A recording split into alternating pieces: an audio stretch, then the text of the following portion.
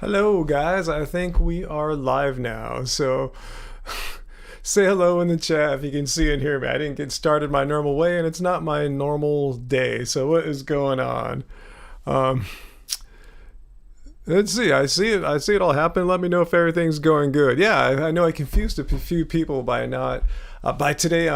Being Wednesday with Friday being my normal live stream day. So let me know if you guys are seeing and hearing everything. Okay. Actually, let me fix something before I get started too deep into this so I can hear any and all super chat tips, all the sound effects and everything. Hey, Peter, how's it going? I'll just let everyone get on here for a second. Yes. I told you I was going to surprise you guys with a few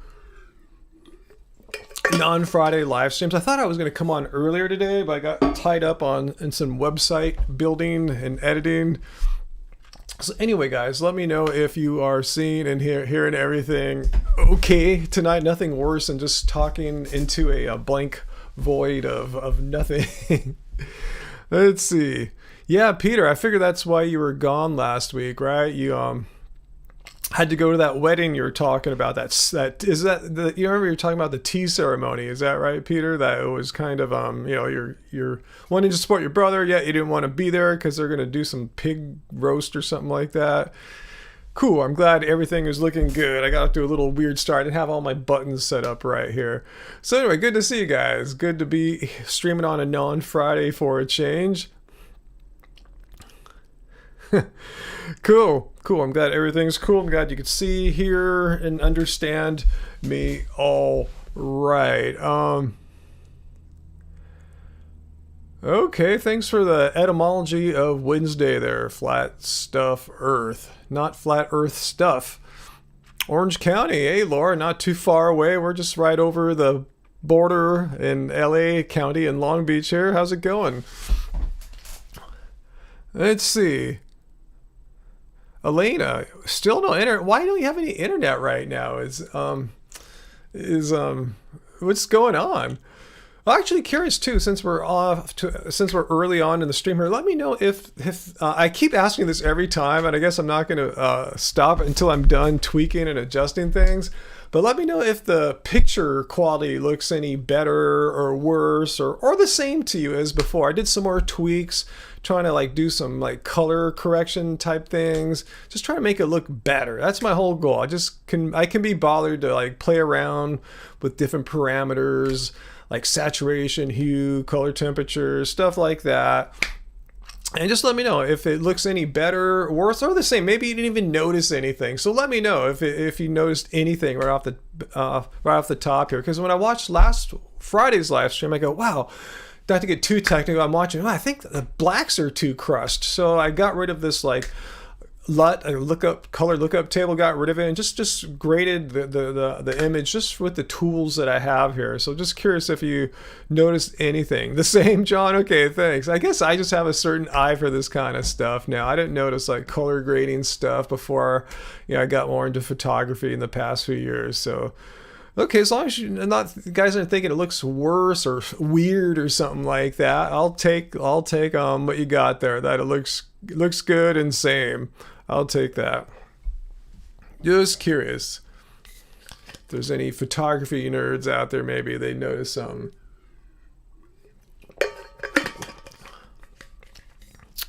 Let's see. What's that, Laura? The pic looks good. All right, cool. You got those AirPod earbuds. These are like Angie's hand-me-downs. The batteries are totally worn out. And I found this company, not sponsored. I think their name is PodSwap or something like that. If someone wants to know, I'll look it up. I'll look at my email.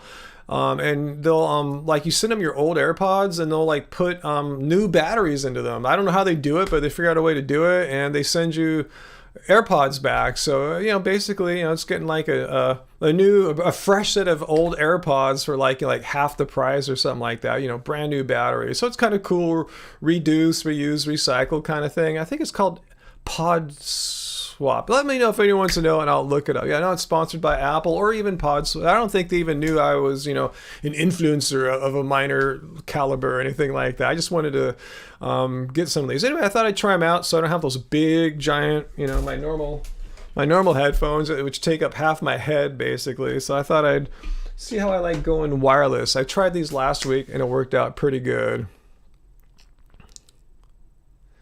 Yeah, Dolly, I just saw the headline about Britney Spears' dad no longer being the conservator or something. Yeah, something he lost more power to control her life. So thank goodness. That's just so weird. I don't understand how a person can be under the control of someone else like that. Like there's people that are way less rational than Britney Spears, and they're doing their own life, no one's controlling them. I don't see how it worked out that she fell under that. And I can see if it was for a small period of time, maybe if she was like a danger to herself or anything, but for like how many years or decades has it been now? It's ridiculous. So that's good news.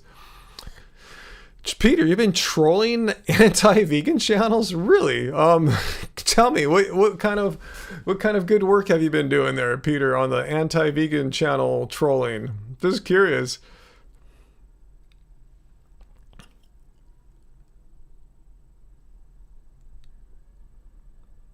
That sounds good. Liquid Lino, air fried Beyond Meat hot Italian sausage sandwiches. That don't sound too bad. Flat Earth stuff or stuff Earth.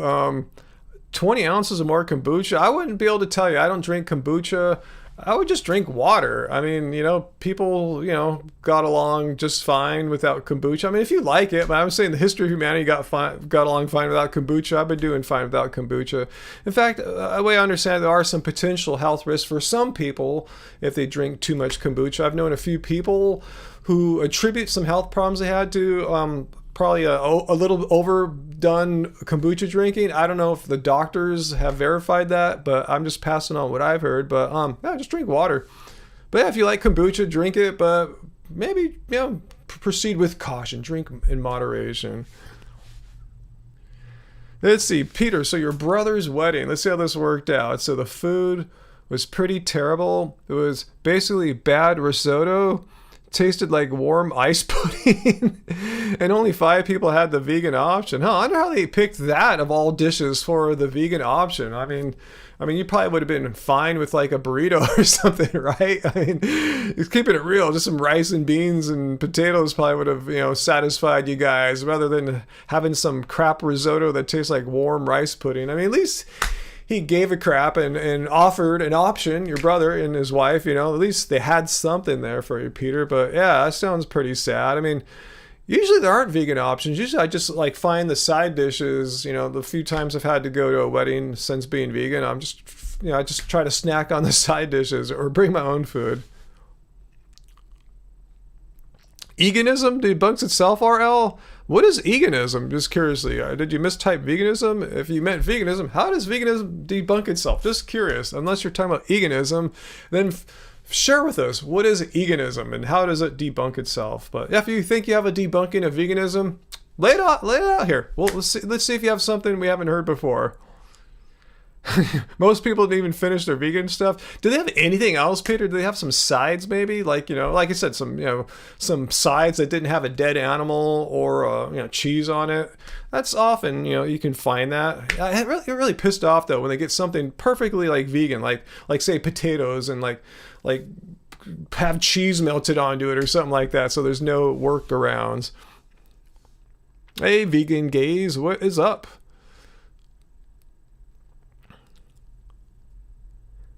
Elena, yeah, I just saw a few months ago, I saw that Britney Spears documentary too. That was Netflix, right? Yeah, it's been a while since I saw it. Yeah, maybe 3-4 months ago.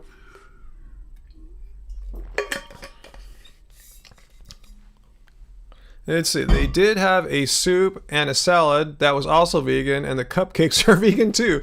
Okay, so hopefully you just could did you just eat up on the soup and salad, I guess? Yeah, soup can often not have a dead animal chunk in it, right? And not have cheese in it. So yeah, that's what I'm saying. Look for the sides. A lot of foods are accidentally vegan. They just, for some reason, didn't bother to put a dead animal or its excretions into it. But that's cool. I'm glad you had something to eat at your brother's wedding. And how did that whole tea ceremony thing work out, Peter? Did you go to it, or did you do what I was suggesting? It's stay as long as you could until the pig thing was going to happen and then bail? Oh, Dolly, you volunteer for at Sail Ranch Sanctuary. Cool, and you found out about it through us. Cool. I hope you live closer to it than we do, because yeah, I'd love to go there more often ourselves. But Temecula and where they're at is far Temecula, way outside of Temecula. Yeah, there's a ton of work that goes into taking care of all those animals. It's like a zoo, basically, you know? There's a lot of work, a lot of responsibility, a lot of money, you know, like a zoo. So yeah, any donations they can get from people. Look at Sail Ranch Sanctuary. Anyone that lives out there, please help them if you can by being a volunteer. Yeah, Vegan Gauge, you know them too. Awesome. Yeah, I have nothing but good things to say about Sail Ranch. They're the closest sanctuary to me that I know of, and I support them all I can. Whenever we can make donations to them, I'm glad to. And honestly, I got to do a fundraiser for them sometime soon. So I got to start. I know I've promised that a few times now. I really got to start working on that. Okay, Peter, that sounds good. Sounds like you guys kept it safe. Awesome. All right, so here's a question. Honest AF. Do you have any issues getting enough protein? How much do you get a day, if you don't mind me asking? I don't really measure my macros. I mean, basically for two reasons. One, if you're eating sufficient calories, and I eat more than sufficient calories. I probably eat more, because I'm I mean, for my body, I'm a little bit bigger than the average person, and I'm pretty active physically and athletically. So I probably get about 3,000 calories a day on average. So what I'm saying is, if you're not starving yourself and you're getting sufficient calories, and as I also do, eat a wide diversity of plants, you're going to get at the worst, the minimum amount of protein you need. But my diet is already kind of high in legumes, beans and stuff like that. And furthermore, after my workouts, I get a little bit of extra amino acids if I need some, and I don't mind getting some because my competition at the gym, basketball, not weightlifting, often takes some kind of protein supplement afterwards, and I take this just for gains. I came for the gains, but I learned that this Clean Machine Green protein also it's high in a bunch of vitamins and minerals, namely vitamin B12, as well as in addition to, like, say, omega-3 fatty acids in the form of ALA. So I figure between eating a bunch of calories, eating legumes essentially every day, and getting a little bit more from my post-workout mix here. And it's not a weird chemical. It's just something called duckweed. It's an aquatic lentil, basically, an aquatic plant, a pond scum. So anyway, let me send a link to that page, because we have a code that anyone can use at Clean Machine Online and save a pretty nice 10%. So yeah, bottom line is vegans don't have to supplement jack. You don't have to worry about supplementing any protein, as long as you're getting the minimum amount of calories you need and having a diverse diet. But if you want to have some extra protein for whatever athletic reasons, or for me, I'm older, I could use a little more protein as well, there's easy supplements you can take, full-on vegan ones.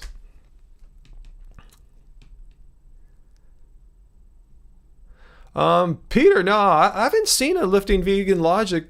I haven't seen too many other vegans videos, to be honest with you, for a while. I'll check out, I'll see what he has to say.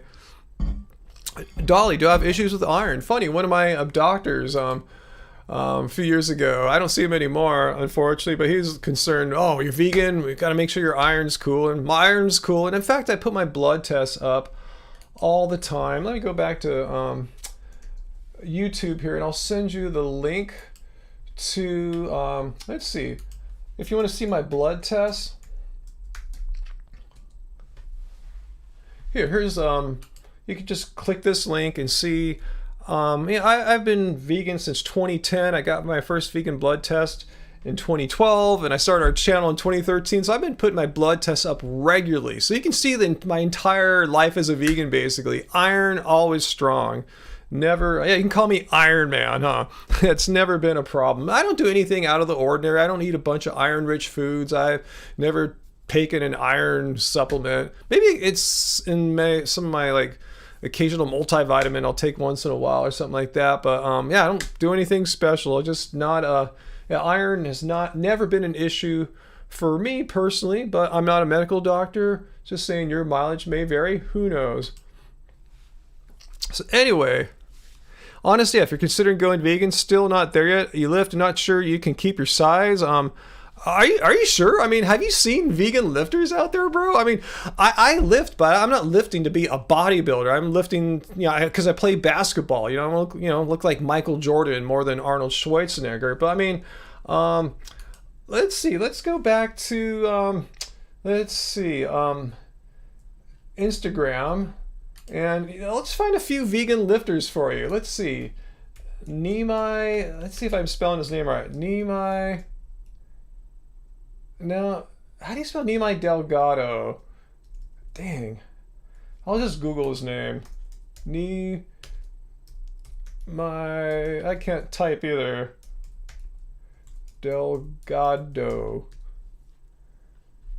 Okay, that's his name. Alright, so, I don't represent, the bodybuilding vegans. I represent the over 50 basketball playing vegans. I'll play anyone basketball. I play guys half my age and win way more often than I lose in games on 101. But anyway, let me show you Nimai Delgado here. I mean, okay, there's a shot of Nimai there. Check this out here. I mean, he's been vegetarian since birth, so he's really never eaten a piece of meat as far as I know. He went vegan. I forgot how long after that, but just saying. He's not the only one. There's tons of other vegans I follow online, like say Brian Turner, Tori Washington, just to name a few. Vegan Gains. Check out Vegan Gains on YouTube. So I wouldn't worry about size. These guys have no problem being huge. I mean, Nimai's been on the cover of fitness magazines, something like most non-vegan lifters have yet to achieve. So size isn't an issue. If you're naturally genetically gifted towards putting on muscle, you got it going on, and a vegan diet won't be a limiting factor, assuming you're getting enough calories and still maintaining roughly the same amount of protein.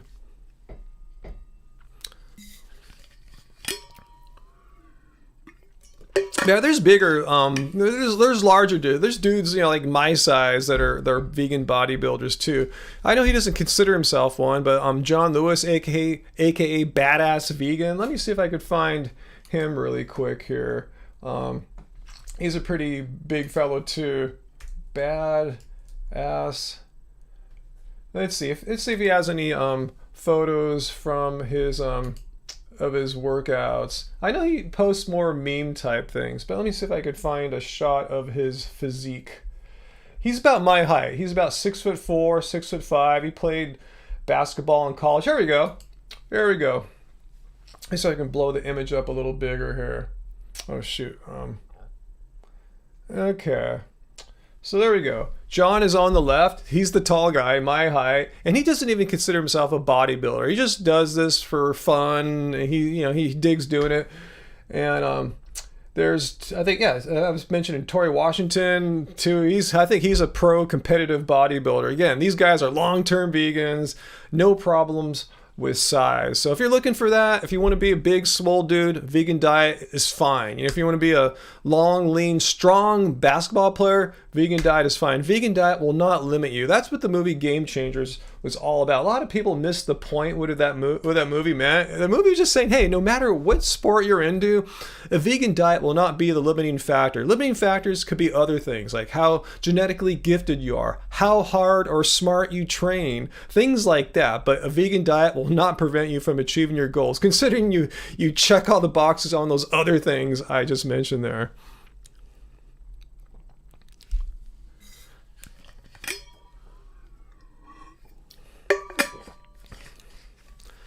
Who am I ignoring? Hey, is someone trying to debunk veganism? Let me know. Is it Dumbass? Dumbass, do you have something you want to say about veganism? I just want to put it out there. Even though veganism is wonderful and I get all kinds of benefits and gains, it hasn't given me the ability to read every comment in a live stream while I'm simultaneously talking to you guys, going to the internet, pulling up web pages. I am just not that omniscient and power omnipresent. I don't have all those attributes that, like, say, a deity might have. I know I might seem like I'm that wonderful and amazing. So if it seems like I'm not seeing your question, ask it again. Don't spam. Wait like a minute or so. Or you can always leave a super chat tip, and I'll be sure to see your comment. It puts it right in front of all our faces. So if someone thinks he can debunk veganism, okay. Dumbass, I'm not set up this very moment to do anything, but if you want to just say in the chat how you think you've got the debunk for veganism that we're all waiting to see, have at it. Just, I'll be, respectful and cool. If I don't see your post, just type it in again. I'll try to have the other people let me know, but if you think you have a debunk of veganism, go for it. Let's see what your argument's going to be about how veganism is somehow null and void. Let's see if you have a new original one that we haven't, debunked, ad infinitum. Let's see, Peter, what's that? Rich Roll is coming to Vancouver in November for a Planted Expo. Cool. I've never seen Rich Roll in person before, believe it or not. We're both Southern California dudes, both in our 50s, both went vegan in our 40s after, gaining weight and falling out of shape. So, we have some commonalities there, but I still have yet to meet dumbass, just if you have a great debunking, just type it in there. I'm not set up this very moment to take on callers. I have the technical capabilities, but I didn't get things plugged in ahead of time. This is an unplanned live stream. I usually live stream on Fridays, so if you just type it in, if you can state your argument, in a few sentences. And then I'll follow up and ask more. So don't worry. You don't have to worry about, I'm just going to just look at the first and only thing you say and just ask your question. Make your statement. What is it? How do you think veganism is null and void? Is it because plants have feelings? Is it because of the combine harvester? Is it because of avocados in Mexico? Is it because of food deserts? Is it because of your heritage? Is it because, what else am I missing here? That some vegans are mean people? I'm just trying to pull off my favorite excuses or arguments I've heard why veganism is null and void. So yeah, throw it out there. Let's see what you got. Hey, Johnny Bravo, what's up?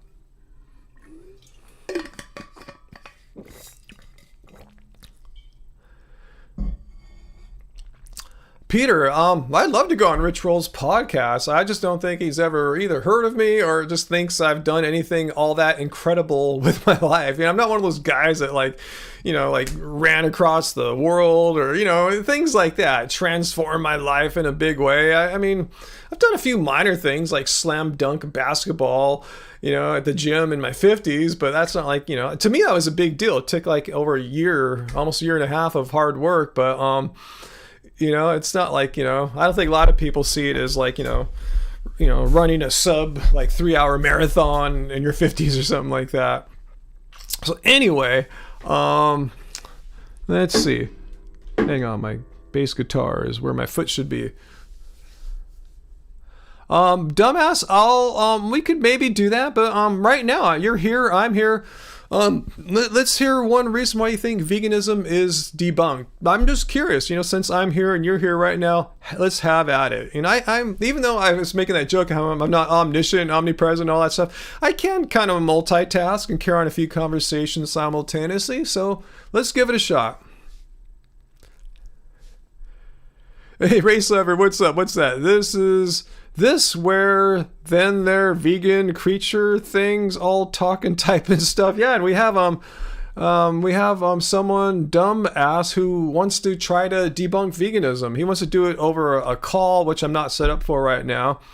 But dude, just come on, dumbass, just throw your argument out there. Let's see what it is. Hey, mi comunidad vegana. Yeah, I think that must be your computer. Yeah, I'm having a good, solid connection again. I don't know why I was having all those buffering issues like a month or two ago. Maybe some kid, like I said, was sucking down all the bandwidth on Fortnite and has moved on or is actually doing homework instead of playing video games all day. I don't know, but everything is cool. That's funny, Rays. People like Dumbass's name. Let's see, Dumbass. Let's just have your arguments. Tell us why you think veganism is debunked. And I promise I'll listen to you. And if not, Race Lever will point out your comment to me so I don't miss it. Metalhead, you're getting hungry. Uh-oh. All right. Dumbass is saying I missed his comments. Race, you just hopped on. Can someone just, since Dumbass doesn't want to scroll back up and copy and paste what he said earlier, can someone do that for me? Say just like, hey Ryan, here's what Dumbass said, and put quotes or something or a colon, and then I'll know. So someone please do that, and we'll, since Dumbass doesn't want to scroll up and copy and paste what he said. It's not that hard to copy and paste. I would do that myself, but again, I would be a bad host ignoring everything going on. So if someone else could do that little bit for me, then we could try to address Dumbass's supposed debunking of veganism. I really love to see this valid argument against veganism, because we're all waiting. We're all waiting for someone to just debunk veganism, and then we can just move on to something else and go, wow, that was a waste of time. What were we thinking? Race Lever, make him do it himself. I mean, I'm implying just do it yourself. I'm the busy one running the show here, so Dumbass, if he can do it for us, that'd be awesome. But if someone else can do it, that would be cool. So we're already off to a shaky start that he won't just copy and paste what he said. I mean, like I said, I wish I could see every comment that comes through, and I don't. So if I don't see your comment, just ask it again. Okay, Peter, one of our other moderators, said he scrolled back up and he didn't see the comment. Dumbass, I mean, we can talk in the future, but right now, since you're here and I'm here, just give me the shape of your idea why veganism is null and void. If you really do have a succinct logical argument, you should be able to get it out. And like I said, we can follow up, but just you could have a few sentences like, premise A, premise B, conclusion, therefore veganism is null and void. I'd love to hear it.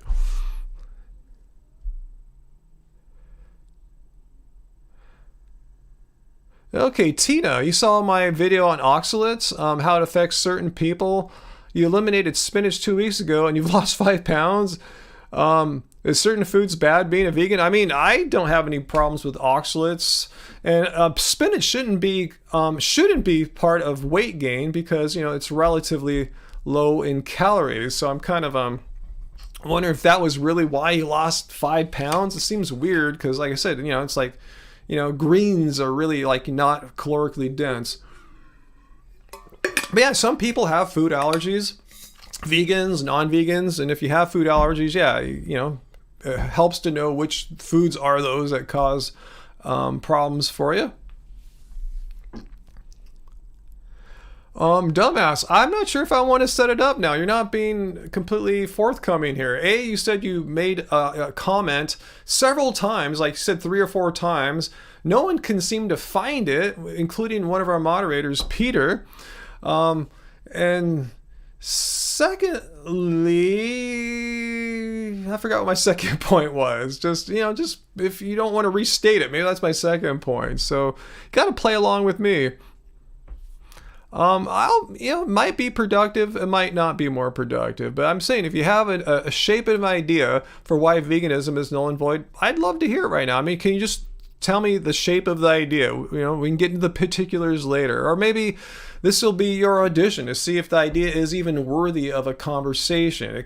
For all I know, I'm not saying you're this, but your idea could be so Looney Tunes, just so out there and just not supported by any fact or evidence of any kind. It wouldn't be worthy of a conversation. So this is a way for me to screen it ahead of time. Let's see the shape of your idea, and if it seems like one worth exploring online, like in real time, we can do it. But this is you got to let me know before I say, yes, we shall talk. I have no idea who you are. I have no clue.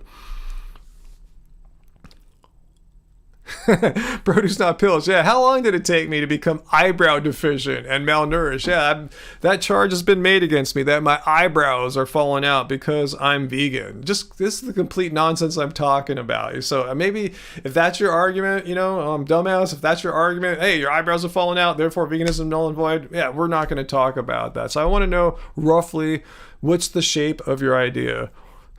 It's a joke, little Becky Lynn. Yeah, some anti-vegan channel, her channel name is VD, made a video, entire video about how me, and I think at the time I was 52 or 53, I'm 54 now, by the way, saying how veganism is making me go bald. My eyebrows are falling out because I'm vegan. Saying all these horrible things are happening. She'll make a video where she'll hit pause. I'm sitting there talking, hey guys, and I'll be like this when I say guys, and then they'll freeze it on there for like 10 minutes, just saying, see how it looks? It's because he's vegan. No, because you picked the worst frame to hit pause on, and you made up a bunch of lies about that. Dumbass, it's not that I'm afraid. If I like debated every random person that came to me about veganism, that would be all I do. And that's not really why I get up in life. So every morning, and that's not what motivates me. I have to like screen things out and budget my time. So I want to know, is what you have to bring up worthy of my time? Like the last live debate I had was with a person who is a PhD and I think a medical doctor student, Kevin Bass. You know, he's a known nutrition health public figure, person of some stature, some knownness. He's a known factor in the Twitter nutrition world, especially with his his training.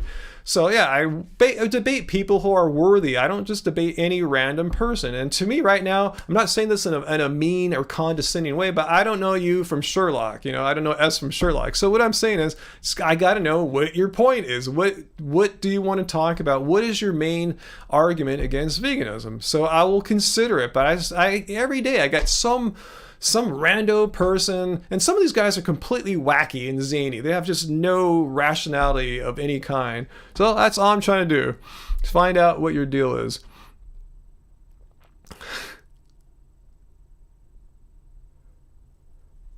That's a great idea, Bond. I should consider doing a real debunk veganism stream. Allow people to have 15 to 20 minutes in a voice chat to give an argument. That's a good idea.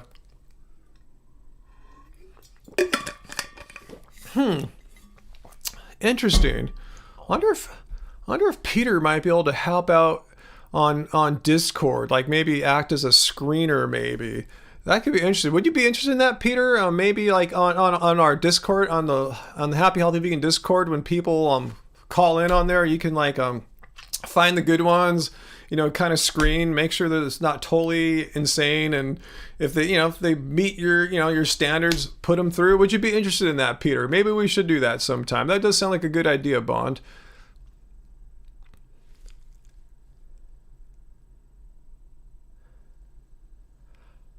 You guarantee I can't back up. I guarantee. What's that? What do you guarantee there, dumbass? Look, I guarantee you I'd go vegan live if I can't back up what I say in voice. I'm not trying to waste your time by debating. We're both genuine and simply finding the truth. Okay, that sounds cool, but I'm still kind of curious what your main argument against veganism is. I mean, like I said, it's just what is it? How come you can't tell me here? And just because if you tell me here, it doesn't mean we can't discuss it further in the future. Those are not mutually exclusive ideas, is what I'm trying to get across here. You can tell me where you're going with your argument, and we could talk about it more later. We can do both. I'm not sure why we just can't do both right now. That's what I'm kind of concerned already. I have a few red flags going because just won't even give like what your point is or points are. And if you have many points, you could just throw one at us right now, and maybe we can discuss the rest later on. I'm trying to be as charitable as possible here, and and allow for both possibilities to happen. I'm not opposed to both things happening.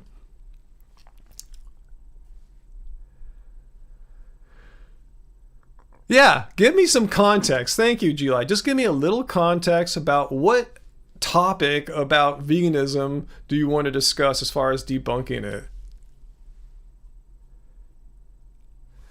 Let's see. Why'd you bring up Bobby's perspective for? He's one of those people that did raw and failed and blames me and all other non-raw vegans for all the problems he had. Anyway, Bobby's perspective thinks that if you're not raw vegan, you're not really vegan. So he had to quit veganism and go carnivore. Did someone bring him up earlier? Is that why his name came up in the discussion? Yeah, Bond. Exactly. I think Dumbass is trolling. But if Dumbass gave someone a chance, but if you gave someone a chance to voice the argument, I think you'd have a more serious people participate. Screening is a great idea. Exactly. Only because I get a lot of complete nutty whack jobs. I mean, not everyone that tries to debunk veganism is like that. Some people are perfectly fine, sane, rational people. But the crazy trolls kind of outnumber are in the preponderance. So that's why I just got to see. You like to go over the ethics of veganism. I'm sure you're more comfortable in that sphere. I'm not really interested in the environment or health. Well, that's good because veganism is not a movement of health or environment. I mean, you could be a super unhealthy vegan if you want to be. That's totally cool. And you don't have to give a crap about the environment if you're vegan. That's totally cool too. I mean, veganism is an ethical stance. It's about believing it's morally wrong to harm animals, other sentient beings. That's about it. So you want to go over the ethics of veganism. Okay, at least you let me know what direction. Thanks for putting that little tiny crumb out there. I appreciate that, Dumbass. Is there anything? Then that's a pretty broad area. Even though you narrowed it down, that's cool because those other issues are not vegan issues. If you look up the definition of vegan, it doesn't say anything about health or perfect health or the environment, any of that stuff. It's about not killing animals. So cool. At least we'd be talking about veganism proper. So I'm just curious, what about the ethics of veganism? Do you just peel the onion back a little bit more. Okay, what about the ethics of veganism?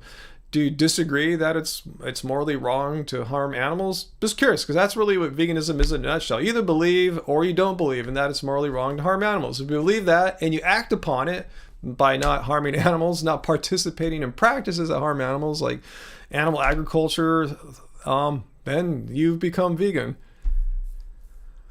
You want to set it up privately for a voice call? I mean, I don't know. Why would we do it privately? You should just stay tuned for when we, as Bond suggested here, I should make a special live stream where I allow people to call in to debunk veganism. So, follow our channel, subscribe, hit the notification bell, and so you'll be notified when I finally get around to having this live stream, special live stream for people to call in and debunk veganism. So, but yeah, if you want to go a little bit further here, that's cool. But I'm not going to set up a time or anything right now, but I am totally open to the idea. So you could be one of the callers on that premiere episode of Call In to Debunk Veganism. You could be the first caller. Yeah, Peter, it's time to move on. Because, we didn't really get the flavor of the argument other than it's something about the ethics of veganism. So if you want to dive in a little further into the argument of that, I'm open to hear it. But I'm going to move on and answer some more questions. Okay, cool with the live stream call-ins. Yeah, just follow us and, be ready for to call in. I have moved on, Prima. Let's see. But yeah, that'll be a special live stream.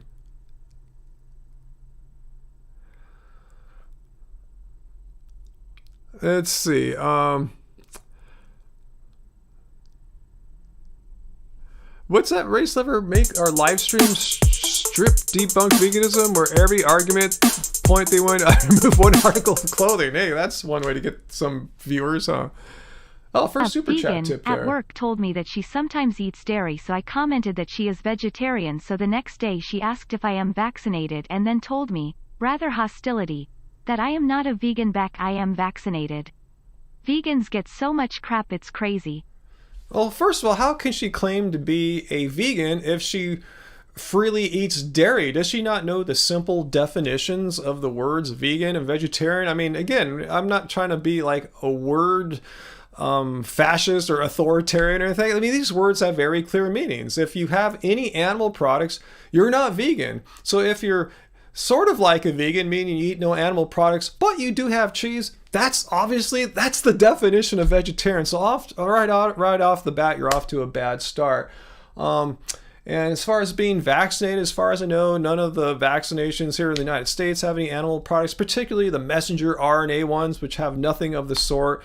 Yeah, they had to go through FDA testing, just like every medicine in the entire country, save for aspirin. So if you take Tylenol or get a shot at the dentist when they drill into your tooth, or go to the hospital and they put some crap in you, those have gone through FDA testing too. Nowhere in the definition of veganism does it say that you're all, in addition to giving up all animal products for the rest of your life, you're also committing to never take a medicine under any circumstance ever, even if it's life-saving. That's just ridiculous. So, yeah, I feel for you there, Crofton. So anyway, thanks for the first super chat tip of the day, and thanks for leaving it through Streamlabs there. Yeah, you donated $5 or more, so we got to hear the cool speech to text.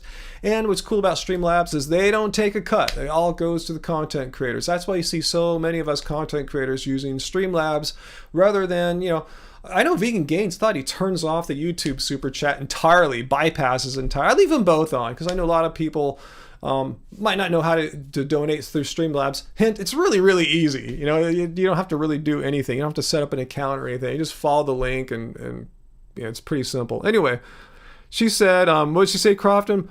One of those vegans, when I pointed out that she is vegetarian, she said they test baby pigs, so I'm not vegan. No, they don't.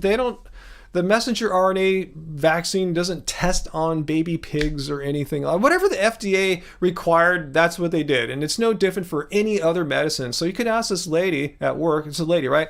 If she ever takes any medicines of any kind. If so, she's failing as well. That's just ridiculous to say that vegans can never take a medicine ever, because that's ridiculous.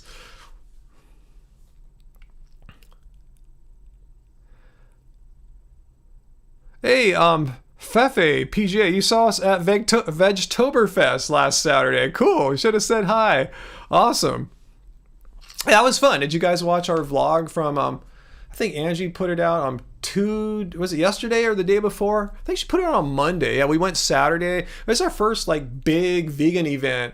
And it wasn't as big as say a Veg Fest festival where there's thousands and thousands of people, but this had a few hundreds of people. So it was our going back into a vegan life party. So that was fun.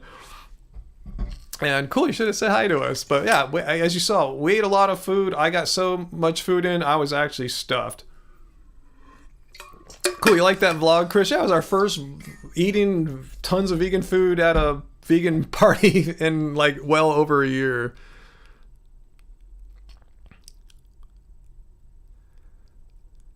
Let's see.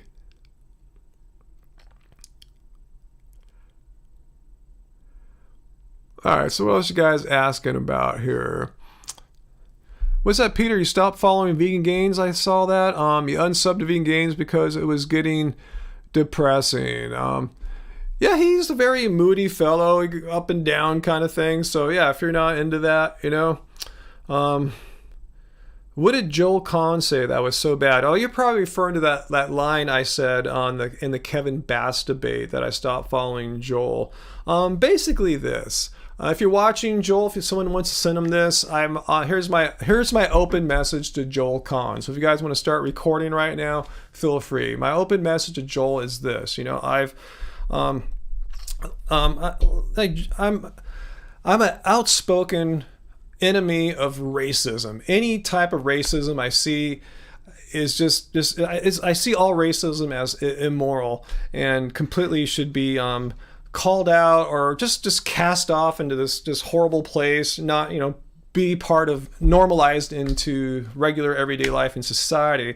And Joel, I've been supporting him over the years, and I see him make posts about anti-Semitic attacks and the like. I'm right there with him saying that's awful, and giving support. And when it came time last year when Asians were under attack, and particularly like the president, calling COVID the Kung flu and the China virus and all this nonsense. It has a name. It has a very known name. It's not the Kung flu or China virus.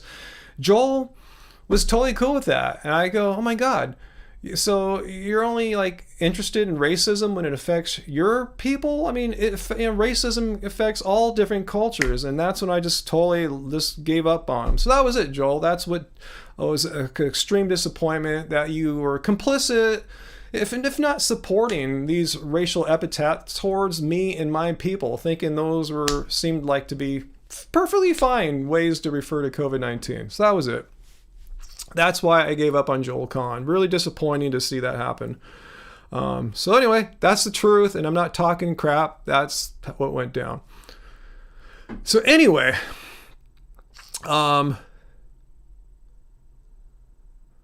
let's see. I didn't know. I haven't been watching Vegan Gains for a while too. Personally, I can be fully transparent. Yeah, it's just been some of his stuff's a little too intense for me as well. His methods and demeanor. Anyway, he said he left he did an interview. Interview VG had with vegan teacher seemed like he wanted all carnivores to die. Okay, dumbass. So you did leave me a DM on my Instagram. Did you leave it on Ryan Lum Rocks or Happy Healthy Vegan? Because Happy Healthy Vegan is Angie's channel. Let me give you a link to mine. To my Instagram, so you'll get the right person. Because I feel sorry for Angie. She just posts beautiful, artful pictures, and then once in a while, some of the weird stuff I get into crosses over to her account. Oops, I can't use this mouse here. My bad. So anyway, let me get to my Instagram, yeah, if you left the message, leave it here. If anyone wants to follow me on Instagram, if anyone wants to DM me, here it is. It's Ryan Lum Rocks. I just put the link down in the live chat, so please use that. Not Happy Healthy Vegan. I never. Oh crap! What did I just do here? Okay, I never check the Happy Healthy Vegan. I never make posts to it. That's Angie's work of art there.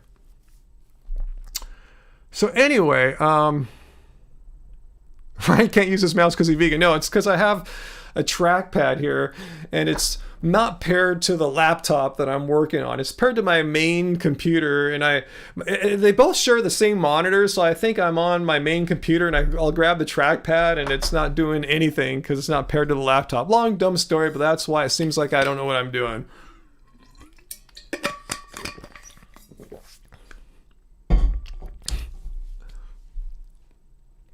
Race, you think he left, Ryan? Who left? Let me know who you're talking about there, race lover. I didn't follow the context of that.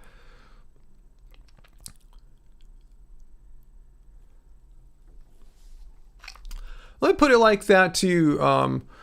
It's not called the China virus. The Spanish flu has been called that historically. If you look in the history books, medical books, Spanish flu is one of many accepted names for it. The China virus is not in any textbook, any study. I've read many studies about COVID over the past 12, 18 months. They don't refer to it as the Kung flu or the China virus. That is or was like a Trump thing, especially Kung flu. That is as racist as it comes there. Kung flu, are you kidding me? So yeah, China virus is not an accepted name unless you're being a dick to Chinese people. So that's that. Dumb A left? Okay.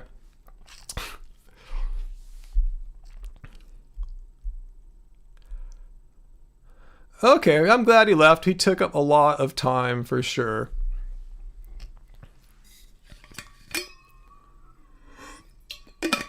Elaine, I'm not blaming him. I'm just saying Trump was the biggest figure in the world, pretty much continually saying China virus and Kung flu. And if you're defending that, then I'm kind of wondering why you're watching me, because those are racially hateful terms. I don't feel joy when I hear that. You think I'm going to go to my mom's Asian church and say, hey, guys, let's talk about the Kung flu today. Let's talk about the China virus. They'll kick me out of there for sure. And I wouldn't say it because it'd be hateful and mean to say it about me and everyone in attendance there. So I'm not blaming Trump. I'm saying the reason why, and this goes back to Joel Kahn. I don't want to make this this a political issue. It's weird how racism has become a political issue. Racism is evil. Racism sucks. I don't care what political party you are.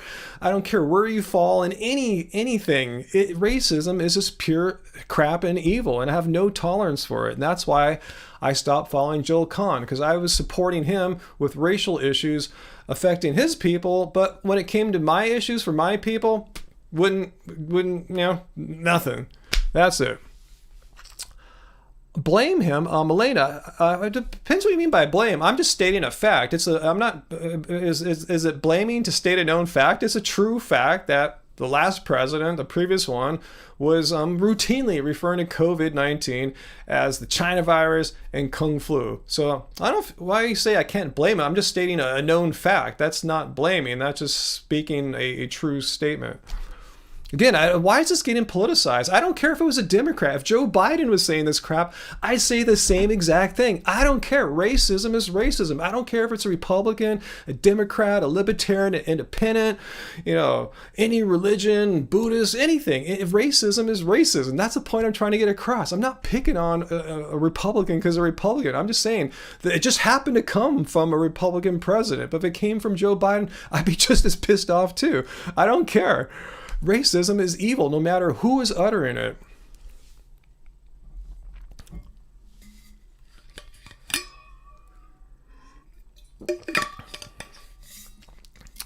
Well, it's not that funny, Race, if you're Chinese, It doesn't make you feel good when you hear, someone like Trump say the Kung flu. You don't sit there, oh man, that's so awesome. I love that. It's like, what a piece of shit. That's what you think, Mushroom Month. Is it Mushroom Month? And I see your Amanita muscaria icons or favicons there, just anonymous. So be careful with that fly arctic stuff there.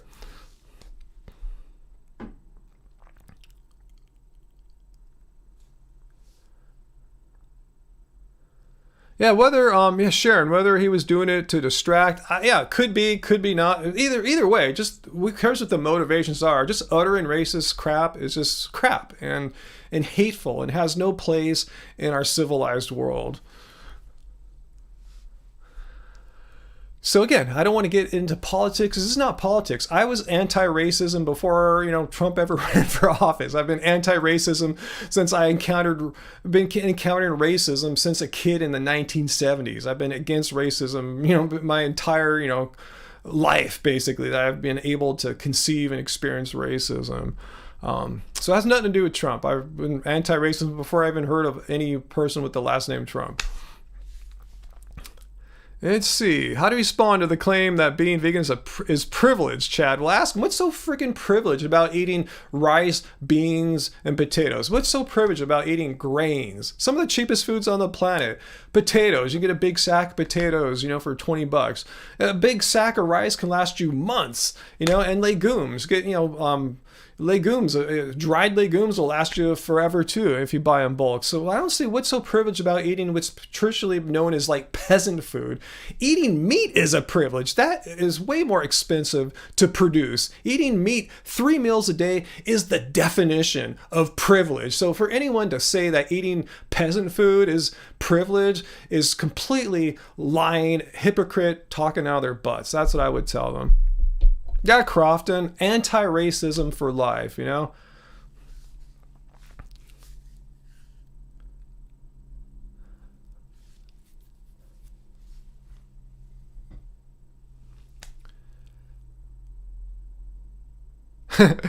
If you got a big sack, you're privileged. I mean, some people might say, well, my market doesn't have a big sack of potatoes. Fine. I don't typically buy a big sack of potatoes too.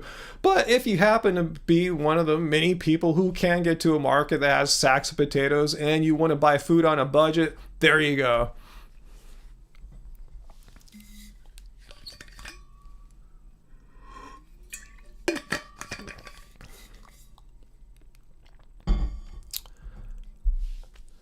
Produce, not pills. Do I think most people know what veganism is? Yeah, I think now in 2021, hell yeah.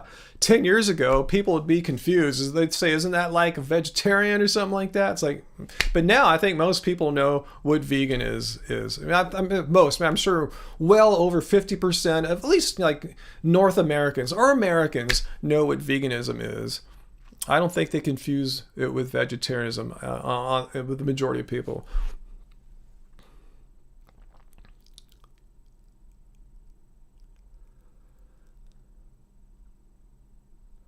You think they're still confused race? Yeah, I think many are. I think now more. I think if you did a survey, I think about at least half Americans would be able to tell you the difference between a vegetarian and a vegan. That's my guess. That's my hypothesis. Okay, as far as the moral stance, good point, Meat Community Dad. Yeah, they'll be able to tell you what they eat, but I don't think they will define it in the moral sense. Yes, you have a good point there. Good point. It depends how you want to define what's going to be the correct answer. Can people correctly identify, what veganism is? Depends. Are you talking about the diet or the morality? So yeah, depends. Once you hit the morality into it, yeah, I don't think half of Americans would be able to answer that for you correctly.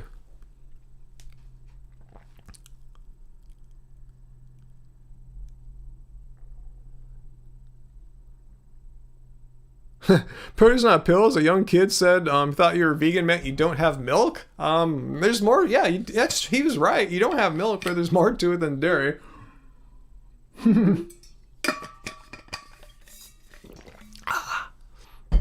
Hey, Uncle Walt. What's up, Uncle Walt?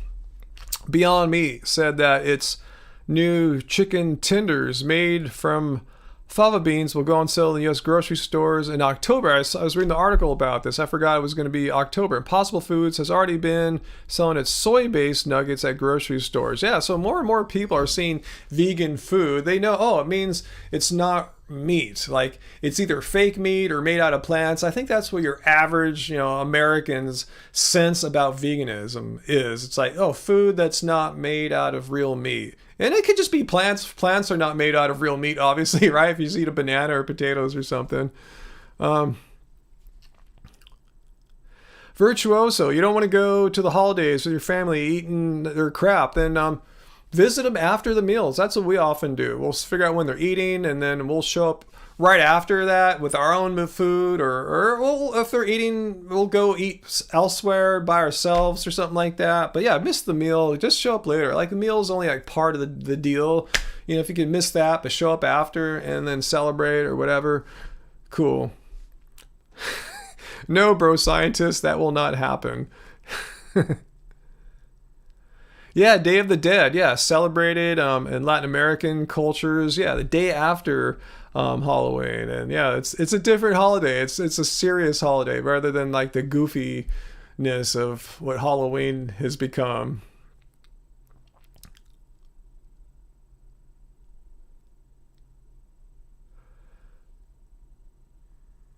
Yeah, I think Sharon, Bro Scientist, is joking there.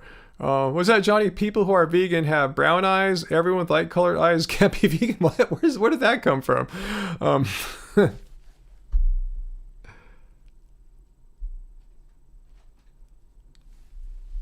Okay. Elena, taking your bike 5 degrees Celsius. Damn. I haven't felt anything that cold in dark ages. Good luck out there. Don't freeze.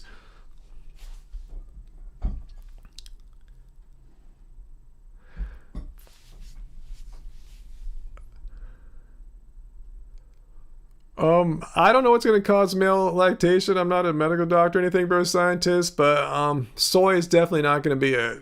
Just telling you right now, straight up, that's not going to do it. Or else, most of us vegans, males would be lactating, and we're not. Oh, hey, Peter. See, you left a link there. Let's see, I didn't get it in the main chat yet. Let me wait for it to pop up here.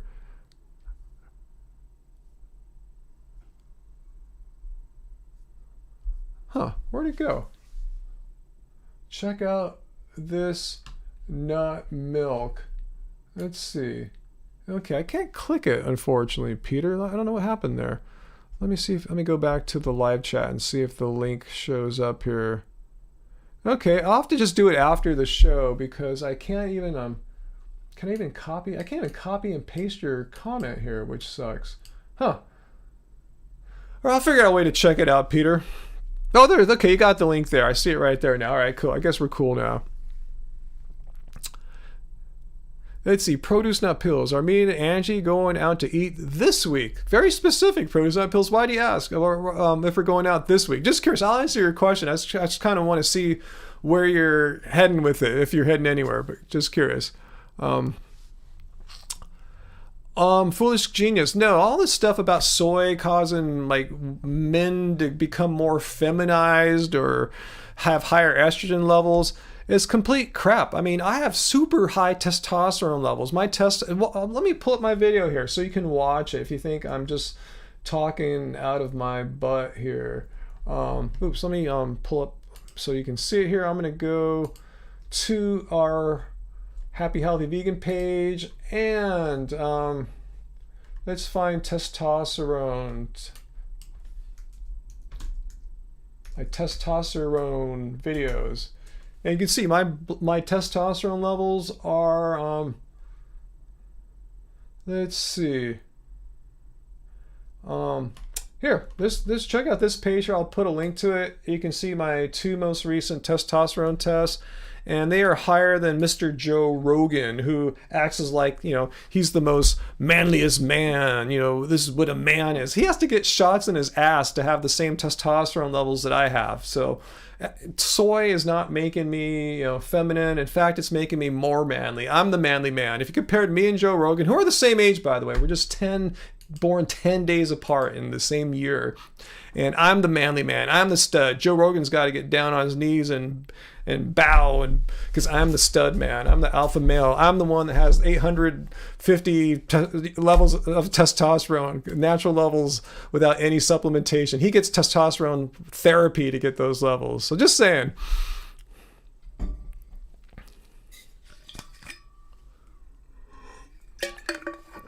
Let's see.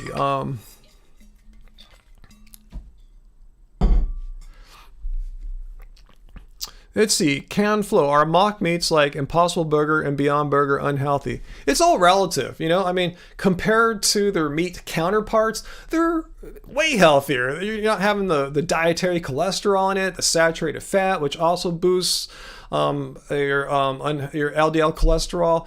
In the case of Beyond Burger, there's not even any heme iron, unlike Impossible Burgers. So I would say just on that alone, Beyond Burgers should be a little bit healthier for you. But compared to eating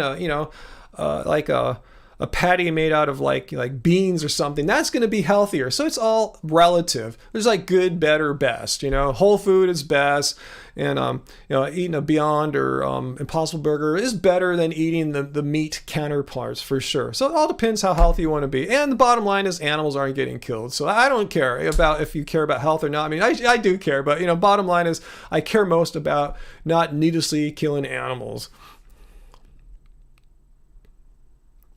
Taylor Marshall, the Witch of Wall Street guy, is still making videos on oxalates.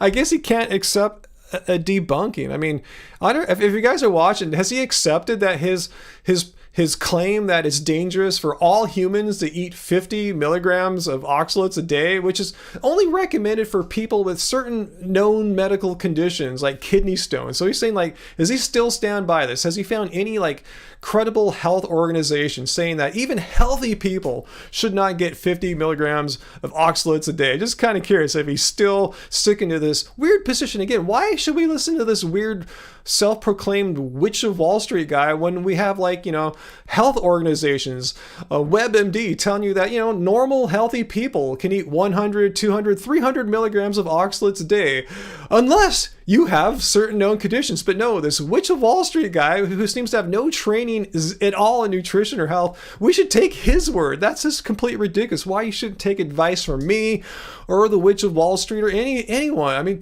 look at what is the known scientific facts. Don't listen to me. I'll go and see what the scientific position is, but I'm not just going to give you an opinion based on complete nonsense, which these knuckleheads do.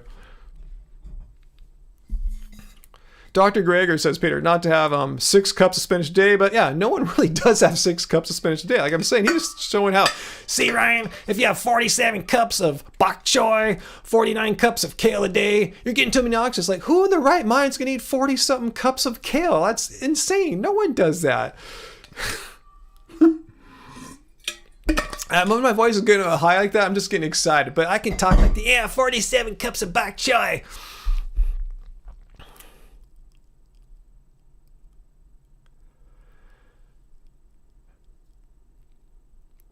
Darlene, the Beyond Burger gave you a rash, so you stick to rice, beans, potatoes. Hey, welcome to our world. Those are our favorite foods right there. I mean, amongst our favorite foods for sure. Yeah,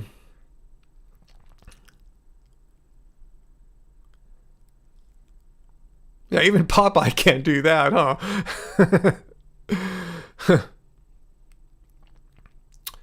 Yeah, I said, Taylor, if anything, greens have helped you more than anything. Even when you was an omnivore, you eat greens and your acne would clear up really fast. Yeah, I mean, when do you see like credible health professionals, health organizations, boring websites like WebMD saying, hey, don't eat greens, guys. Those will kill you. You don't see that. Only from radical, extreme people who don't have your best interest at mind. They have an agenda. And the Witch of Wall Street's agenda is very clear, to try to debunk veganism.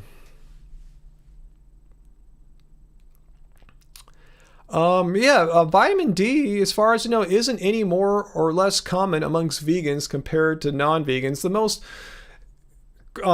overwhelming important factor for vitamin D deficiency or lack of deficiency is sun exposure, and that relates to how much pigment you have. If you have lighter skin, you can stay out in the sun. You need less time out in the sun. So the bottom line is, who cares what your diet is really? Because if you're not getting sun exposure, you're probably going to want to take vitamin D supplements anyway. Most of my friends that live in northern latitudes, I know, meat eaters or vegans, take vitamin D supplements. So yeah, don't blame it on the vegan diet. It's a sunlight issue. If you're getting sufficient sunlight, and assuming that your body actually converts that sunlight into vitamin D, you should be cool. Again, not a medical doctor, just going by everything I've learned over the years.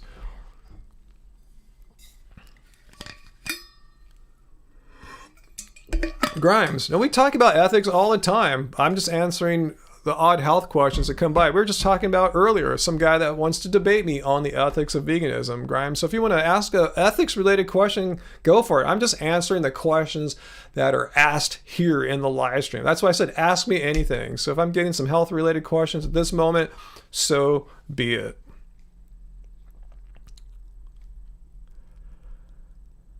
I hope you're not insinuating I'm not into veganism because of the ethics, because that's just pure wrong. Oh, produce, you were just seeing if there was a restaurant fund to contribute to this week. Okay, you're asking, are Angie and I going out? Funny you asked, because yes, as a matter of fact, we're going to use our Disneyland annual season pass holder, the Southern California pass, and we're going to go in the next day or two to have dinner at the Star Wars, I forgot what it's called, but they have this Felucian garden wrap with some, I think, Impossible meatballs. It's really cool. It's like a falafel meatball thing, pita bread. Really delicious. So we're going to just go for a couple hours. We're not going to spend a whole day and a bunch of money, but it will cost a few bucks to park and a few bucks to buy that. And we might get some Mexican food at Rancho del Zocalo right after that too. So yeah, if anyone wants to contribute to our Disneyland dinner, which will be happening in one day this week, tomorrow or Thursday, I guess it'll be happening this week. So let us know. Anything you donate today will go to that fund, Produce on Pills. Thanks for asking. And Angie's compiling a video together of all the various vegan foods we've been eating at the Disney parks since we've been going back.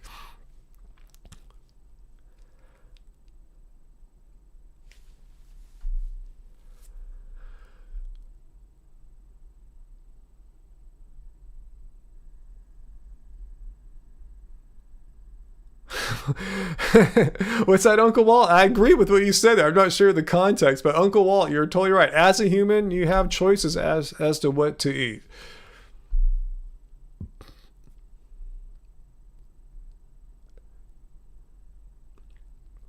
Let's see. What else have I been missing here?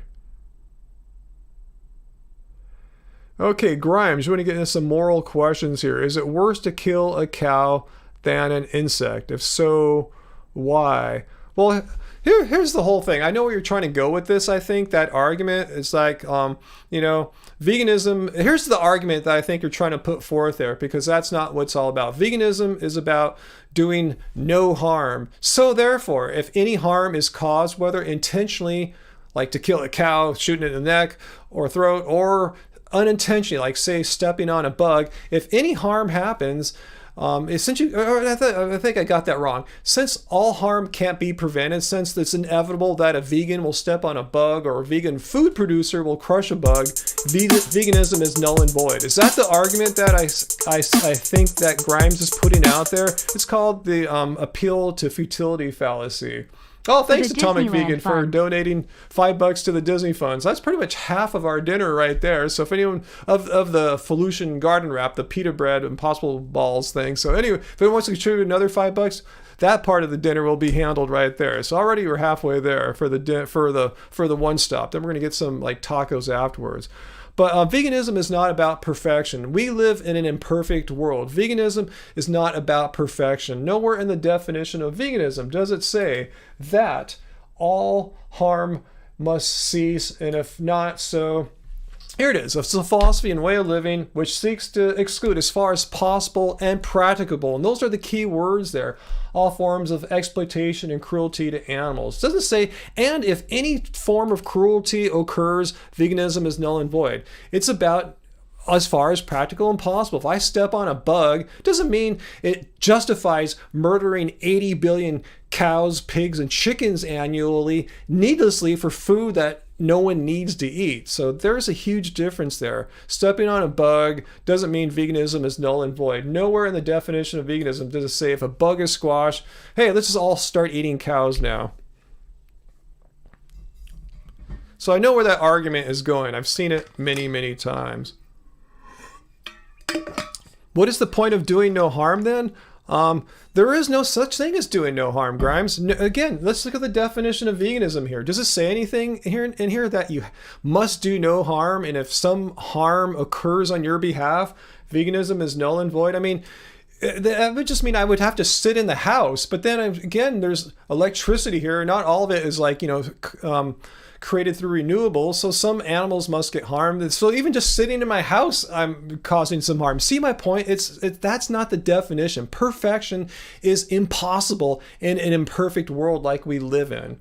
The point is not intentionally going out and say, hey, I'm so privileged, I'm such an important person that animals must die for me every meal, every day, every week, every year. That's what veganism is completely against, because it's absolutely unnecessary to raise animals for slaughter to eat them, or just go out and get an animal and shoot it in the woods for a meal, because you can just eat plants. Why intentionally murder a living sentient being that doesn't want to die for your dinner or whatever, or your family? It wants to live just like you want to live. That's the whole point of veganism. Not creating death, not exploiting animals for profit so you can eat them and so someone can make money. That's what veganism is against, and that's what it's all about.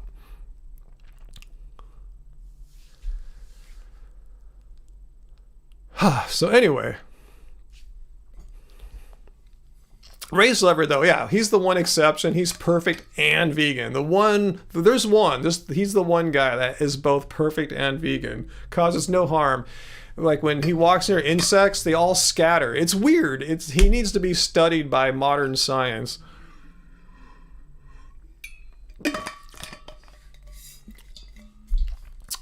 Lions capable of murder. Is someone making a joke there, Mark? I mean, did someone suggest that? I mean, lions are not moral agents. Humans have the capability to be moral or immoral. Animals are what it's known as amoral, with an A, not an I. Animals, lions, they do what they need to do in nature to survive. Humans don't need to raise and slaughter animals to survive. That's completely false and unnecessary. And to compare the two is like, really, how come you want to compare yourself to a lion, some of these people? Like, why not compare yourself to the mighty rhinoceros or elephant? These are animals that don't eat meat. And it's funny how these anti-vegans will intentionally cherry pick, a carnivorous animal that's powerful rather than a plant-eating animal that's powerful.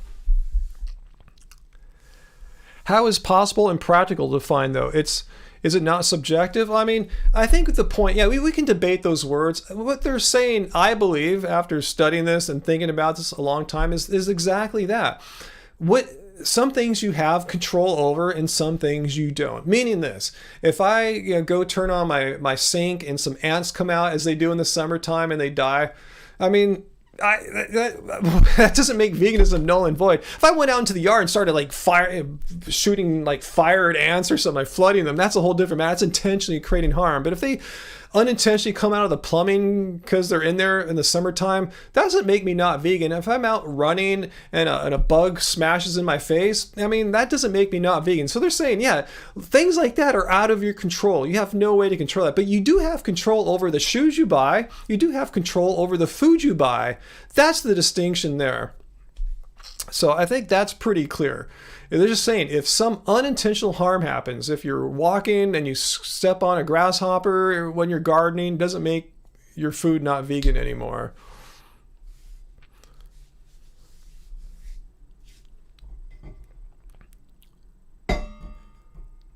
Let's see, Mark Tim, I used the word murder because you used it when describing non-vegans. That's offensive. I mean, I was saying, when did I say it? Was I just talking about murdering, killing, exploiting animals? I guess I use those words interchangeably, synonymously, when we're talking about the 80 billion animals that are slaughtered needlessly. That's my preferred verb, slaughtered. And I like putting the adverb needlessly, slaughtered needlessly for food and other purposes.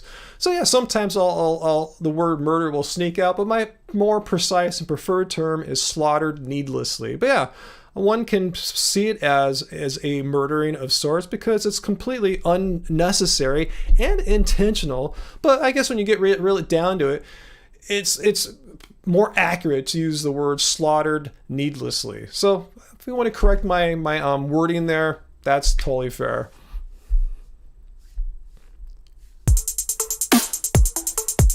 Oh wow, produce not pills. Wow, you really went all out here. Oh my goodness. Wow.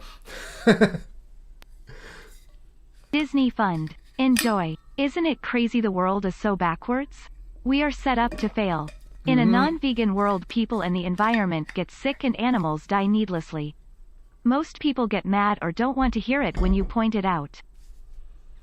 In a non-vegan world, people and the environment get sick and animals die needlessly. And that's, yeah, I think you're pulling my heartstrings there, because that sums up veganism so well there. You hit the moral aspects and the consequences of the immoral action of this widespread 80 billion animals a year animal slaughter, destroying ourselves, destroying our planet, and very few people seem to know or even care that we can change this. We don't have to wait for our governments to do anything. We don't have to wait for electric cars or what have you. We can all right now do the most impactful, make the most impactful decision as far as reducing greenhouse gas emissions by simply not killing or murdering 80 billion animals annually, needlessly, for food and leather and crap like that. But thanks so much, Produce Not Pills. I appreciate that. So that pretty much has us covered there. So I'll let Angie know. We can, each get one of these falafel wraps when we go next. So thank you. Thank you so much.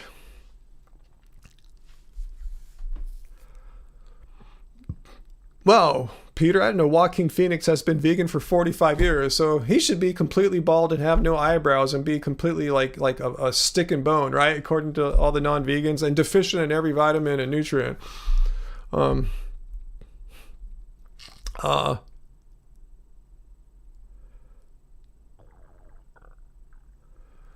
Psycho Cat. Tell me about the vegan cultures. What do you mean, and why do we need to have vegan cultures for? I mean, if you go back far enough into history, the earliest humans, the earliest Homo erectus, Homo sapiens, and before that Australopithecus, they were eating plants. So we had vegan cultures far back in ancient history, but since humans have adaptable digestive systems and they moved around the planet, they adapted to what was available to them, both plants and animals. But so what? Let's just say there were no vegan cultures ever of any kind, even if we go back, 500,000 plus years. Let's say there were no vegan cultures of any kind. So what? Let's say that were true. How does that make the definition of veganism null and void? It's still morally wrong to needlessly kill animals and exploit animals for food, clothing, or any other purpose. So, okay, let's say there were no vegan cultures. Who cares? It's an irrelevant point. It doesn't change the morality of an action. Race lever, no, don't even go there, bro. Don't make jokes like that. Yeah, Jordan, veganism is a principle. It's not a culture. There's no such thing as the vegan culture or a culture or society on this planet that was strictly like all vegan or anything like that. I mean, you can find bits of cultures that are vegan. Look at the Seventh-day Adventists, a religious group based here in Loma Linda, California.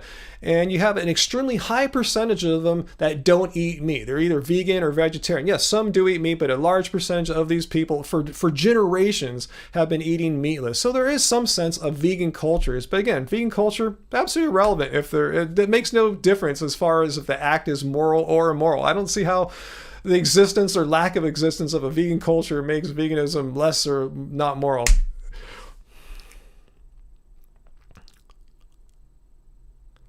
The Loma Linda ones are mostly vegetarian. That's the closest we'll get to some kind of plant culture. That's what I'm talking about. You don't really need a vegan culture is my larger point, though. Yeah, Jainism. There you go, huh? Yeah, I don't know too much about them, but I thought they don't harm anything. Even like, the stepping on bugs is to be avoided as much as possible. Psycho Cat, what do you mean experimenting on ourselves?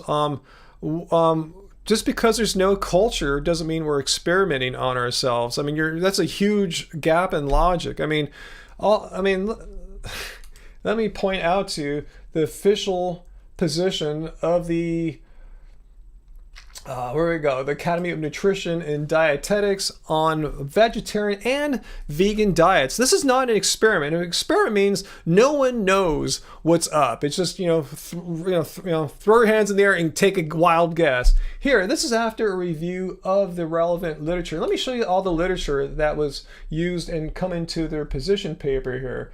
I have this up for all you people who are just thinking they're just making this crap up. They reviewed over, let's see here. This is the references. These are the studies that they looked at, that they reviewed to arrive at their well-reasoned position paper here.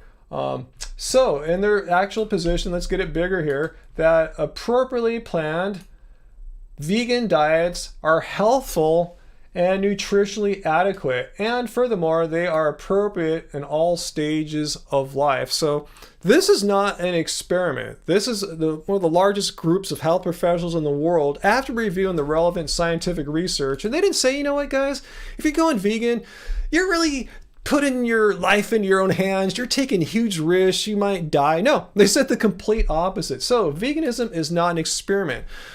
You can say that it's an experiment, but you have no research to back up that's an experiment. I can show you right here that a very prominent health organization has said that meatless diets are well-planned ones are healthful and nutritionally adequate. So there goes that one.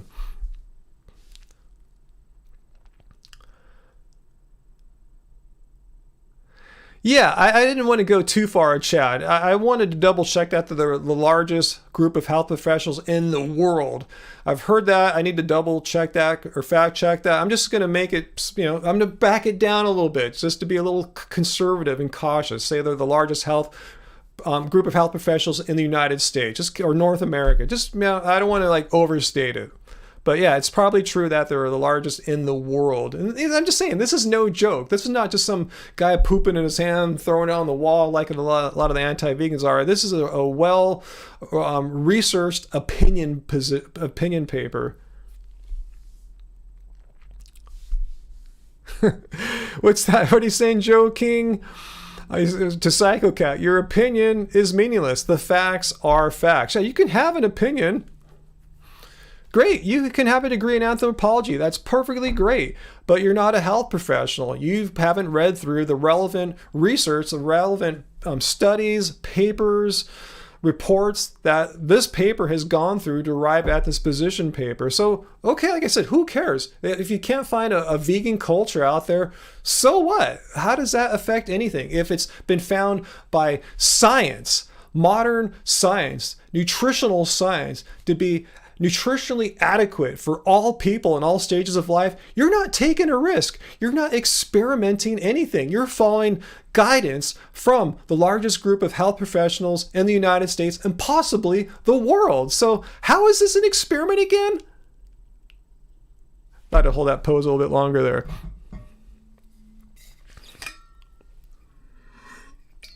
Produce not pills. Yes, I like quinoa, but I don't eat it all that often. It just doesn't get into our regular rotation of what we buy at the markets. I'm not sure why. It's just not one of the staples. But yes, I do like quinoa, and I usually eat quinoa outside the house. It come, when we go to a restaurant or something like that. For some reason, we just don't eat it around the house more, and we probably should. I'll try to step up our quinoa game because I do miss quinoa.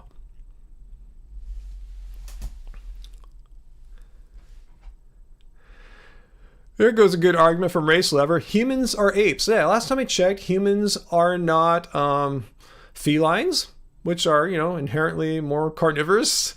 We are apes. And last time I checked, apes are primarily plant eaters. Yeah, they'll eat some weird crap sometimes, like bark, which is a plant. And chimpanzees are known to hunt other chimpanzees more in battle and eat their victim, but not as far as like a primary source of food. But yeah, apes and apes eat predominantly plants. So it would stand to reason that since we're apes, we're predominantly plant eaters as well.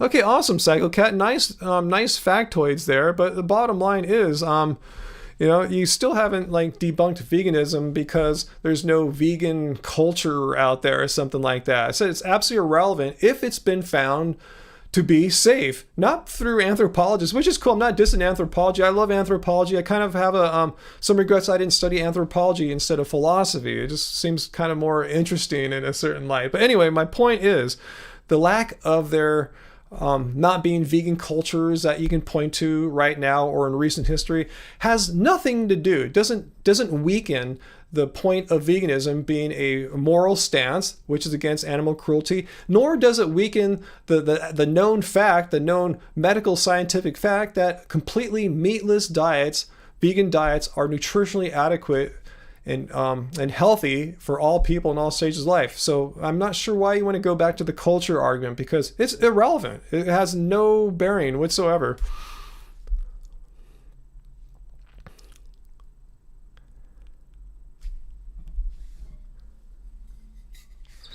Yeah, produce not pills. We love pumpkin spice stuff. Yes, totally. Yeah, I think Angie makes some curry dish recently with pumpkin spice. I'll have to ask her what that was. But yes, we love pumpkin spice. And let me ask our anthropologist friend this, Psychocat. Okay, let's say our ancestors. Let's acknowledge the fact that our ancestors ate meat and plants in their diet. It's not like our ancestors were eating only meat. Are you listening, Psychocat? Okay, so why do I need to emulate what my ancestors did? I want to do better than my ancestors. If since you're an anthropologist, you're well aware that the average lifespans of most people that came before modern times didn't live that long. If you go back to Paleolithic years, people lived 20, 30 odd years on average. I want to be better than a caveman or woman. I want to be a super person compared to a cave person. So I want to build upon what we know and be better. They didn't have a choice. They didn't have the freedom, the the ability to go to a supermarket and choose what food they preferred. I'm lucky. I live in a world where I can go to a supermarket and choose to buy foods that were not killed, foods that didn't have a mother or a face. I want to be better than the caveman that didn't have that choice. They were surviving. They didn't sit there and think, oh my God, what's the optimal diet for humankind? What's going to give me the best health, blah, blah, blah. No, they're surviving. So who cares what they're doing? I want to be better than these people from tens of thousands of years ago who didn't live all that long, weren't necessarily healthy. I want to be better than them. So again, I don't know why we want to go back into our distant past to find the model of what humans should eat, since we already know plant-based diets, completely meat-free diets, are healthy and cause the least amount of cruelty and harm. So why would I intentionally want to choose a diet that necessitates animals being killed for breakfast, lunch, dinner, every meal of every day? Why would I want all that killing? Can you tell me why you choose killing when you could do what most of us are doing here by choosing plants to eat, which don't involve exploiting animals, 80 billion animals slaughtered a year? Why do you want death? Why do you like harming other animals? I'm being honest here. I'm being really sincere when I ask that question.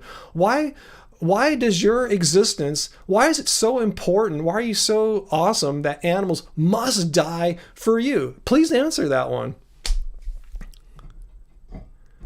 But tell me, okay, if you don't, you could disagree on the lifespan thing. Just tell me, why are you so important that animals must die for you?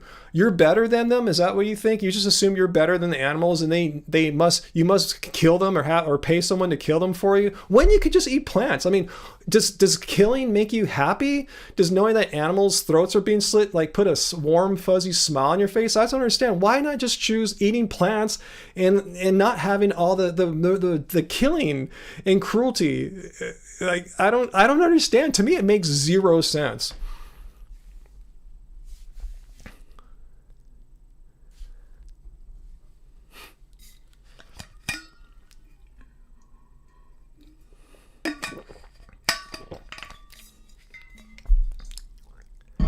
Yeah, good point, Uncle Walt. Do you have empathy? You don't care. It doesn't bother you. You're kind of emotionless. You're cold when you are informed that animals are dying for you for all your meals. It doesn't bother you, and knowing that you don't have to choose that. That's the whole point. It's not like you have to eat animals in order to live and be healthy. You can eat plants and not only just kind of survive and get by, you can thrive and be super healthy. Not proven safe and healthy to your satisfaction. Oh, really? What would be to your satisfaction? Again here, this is just not an... Okay, first of all, I am in a case study of one, but vegan almost 11 years now. Check out my blood test. I'll give you the link to my blood test here. And you can see my case study of one. Watch my blood test videos here. Here is the link to my blood test videos, and I've been putting my blood tests up regularly the whole time I've been vegan on this channel, so you can see full transparency. I'm not sick, I'm not deficient. In fact, my doctors, they know I'm in my 50s, and they're always like, damn, you're healthy AF, bro. I mean, what are you doing? This vegan thing is working out for you. And if you think you can... If you think you know better than the Academy of Nutrition and Dietetics, I'm putting the entire study here, the PDF, where you can go through the references and tell me what's wrong. What errors did the Academy of Nutrition and Dietetics, the largest group of health professionals in the country, if not the world, what egregious scientific errors did they make in their position paper here that it's somehow null and void? So I'm curious to see how is this not sufficient proof in your eyes? Again, you're an anthropologist, and I'm kind of curious why we should, how you're going to be able to evaluate this. Anyway, I thought I got a super chat tip there, right there. Hey, Jamet, they're worse than the animals, actually. Who's worse than the animals, Janet? Thanks for the super chat tip there. So let me get back to full screen here, and bam. Okay.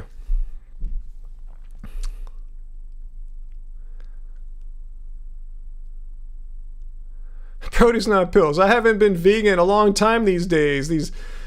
damn gnats keep flying in my eyeball, the other week right into my mouth. See, you're not vegan anymore. Just kidding. See, that's what as far as possible and practical. There's a difference between like running or walking or riding a bike and hitting a bug or a bug flying into you. There's a difference between that and going to the market and paying some butcher to hand you a piece of steak that was slaughtered in a slaughterhouse where the animal was exploited for its entire life. Before that, it's totally different.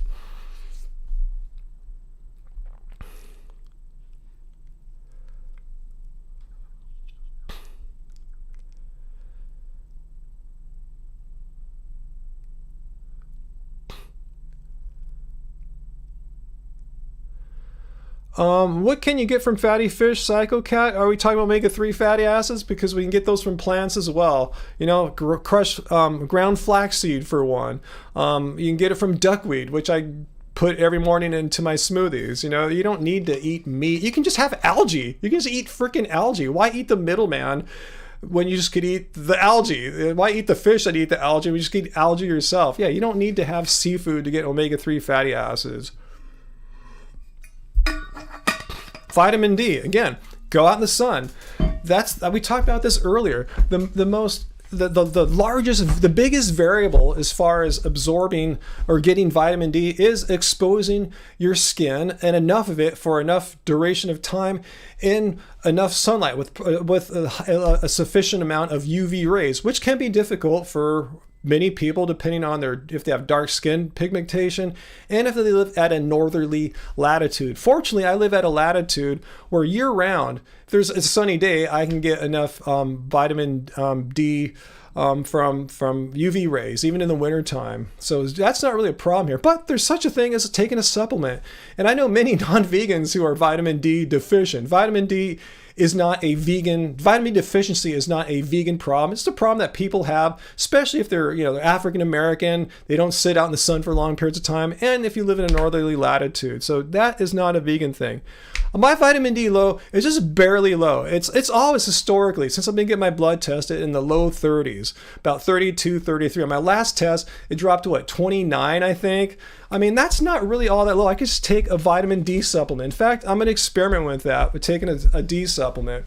So, I mean, again, my doctor didn't look at that and go, oh, God, Ryan, you're about to die. You're 1 point below the recommended level for vitamin D. It's not a big effing deal. So it doesn't mean veganism is null and void because my vitamin D dropped one bit. It just means I wasn't getting a lot of sun in the prior months, It happens. I play basketball indoors, It's to be expected. I'm not out running shirtless in the sun like I did for so many years. And if I wanted to, I could take a vitamin D sup. And guess what? Vitamin D supplements were not created for vegans. They were created for just you regular meat-eating people who, like many of us, are not getting enough sunlight and need a supplement. And the thing is, I'll take a completely plant-based, cruelty-free source of vitamin D. So just because my vitamin D is 1 point low on one test, you can look at all my tests here. I think just once or twice it fell below 30. It's always around 32, 33. And, one drops 1 point and veganism is null and void. Not really.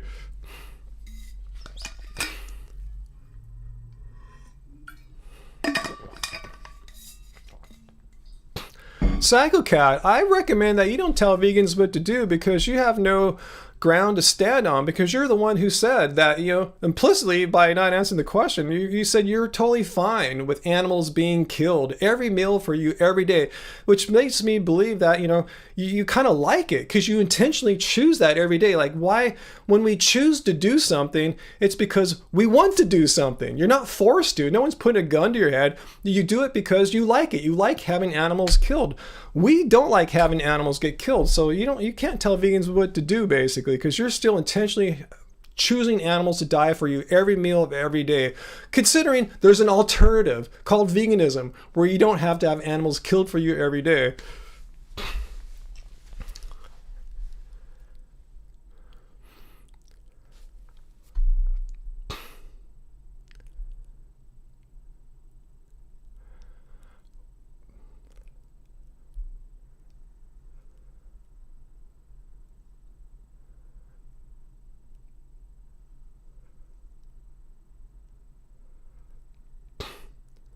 Thanks, Jordan. Yes. I like how non-vegans like to define veganism again as being perfect. If you're not a perfect person and not a perfect vegan, veganism is null and void. If you step on a bug, veganism is null and void. If you have a pet who can't be vegan, you're not vegan. If you're a mother or a father who has to feed their children who are not vegan, then that mother or father, him or herself, is not vegan. Doesn't follow logically. You can control what you do. You make choices for yourself. You can't control what your family does. If you have to feed your family and they're not on board with what you're doing, doesn't mean you're not vegan. As far as possible and practical, if you can't force your husband to go vegan, it doesn't mean you're not vegan.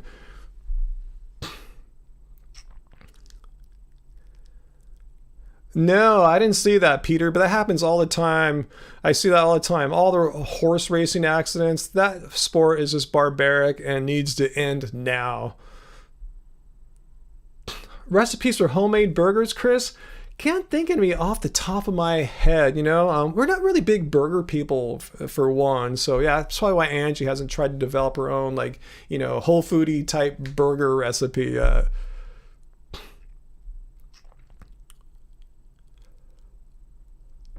Reno, if you stop eating meat, it won't stop all the killing anyway. Anyways, I mean, you won't go vegan. I mean, that's like, again, the appeal to futility fallacy. Like, I'm just one person. If I give up eating meat, it's not like everyone else will give up eating meat. Therefore, I will not give up eating meat. Is that what you're saying?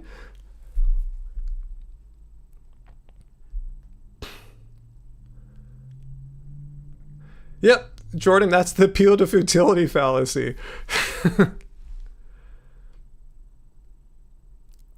Brandon, by that logic, if vegans can't have cats, and I said then vegans, by that logic, can't have family members that they're responsible for, like meal-wise, who are not vegan. And if you have like an old grandparent who's not vegan, but you have to make them food, or if you have a child who's not on board with you, or a husband or wife, that doesn't make you not vegan. Like I said, you can control what you do.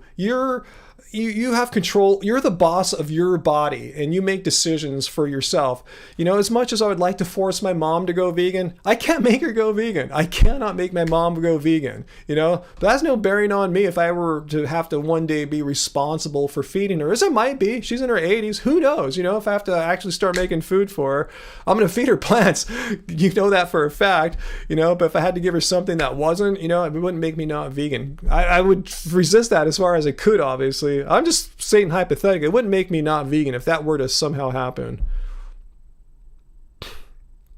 Okay, enough of the haters and trolls here. Flat Earther, no, I'm not buying Doge coins. I have a small investment I made in Bitcoin, like in 2019 or something like that, 2018, and I've just been letting it ride basically. So yeah, a small investment.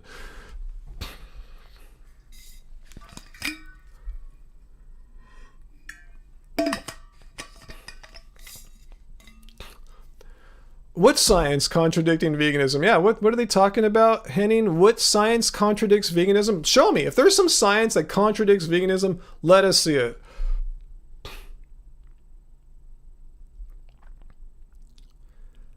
Yeah, Julius, you have to cite the so-called science that contradicts veganism.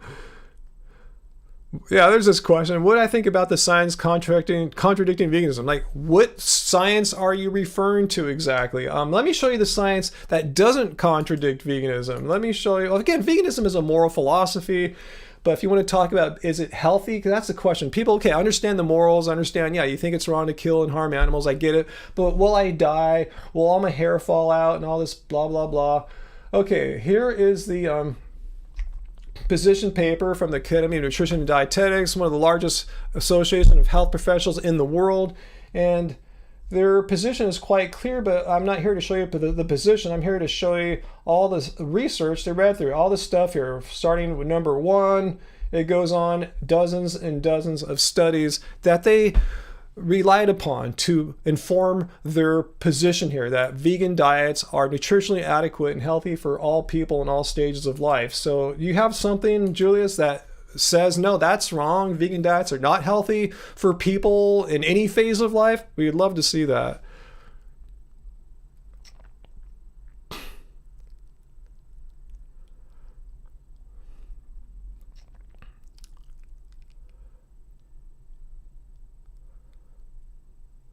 Reno, didn't Jordan Peterson, just after he went vegan, he's all carnivore, he has that sickly voice.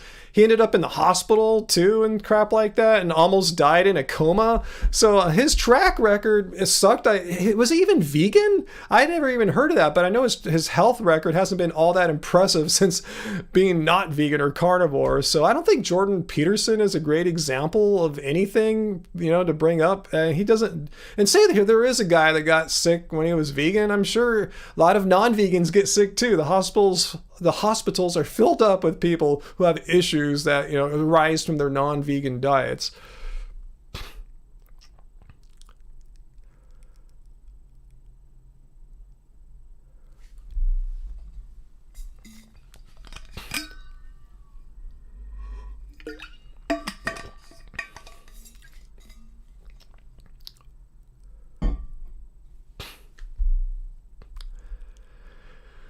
Okay, so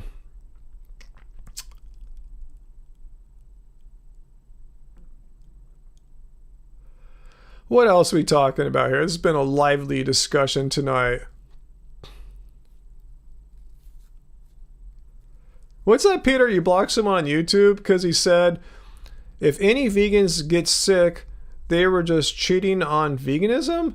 What, a vegan said that? Like a vegan was implying that it's literally impossible to become ill if you're vegan? Because that's complete nonsense. It doesn't say that in the official position paper of the Academy of Nutrition and Dietetics. It says it's healthy and it improves your outcomes for many health issues, but it doesn't say you won't get those health issues like, say, heart disease and stroke and diabetes. It says it reduces your risk. That's very different than you can never get sick if you're vegan. That's just, even I pick on vegans who say complete nonsense. There are many vegans who like anti-vegan, just crap, put in their hands and throw on the wall and just make crap up. This is not just an anti-vegan problem. Even vegans can say the most just wacky, zany things.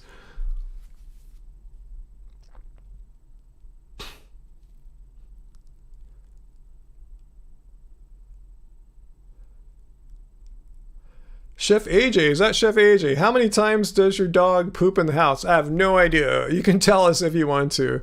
Cam, yeah, it's usually raw vegans who say stuff like that. Yeah, Peter, that's what I didn't want to point any fingers unnecessarily, but that's usually what I'm talking about. I rarely meet any non-raw vegans who say like, yeah, vegans have zero chance of ever getting sick, ever catching any colds, any diseases. You will never have a heart attack. You'll never have diabetes. It's impossible. I rarely ever see a non-raw vegan saying stuff like that. It's always like a raw fruitarian person that makes up stuff like that. 4 or 5 times a day pooping. That's cool.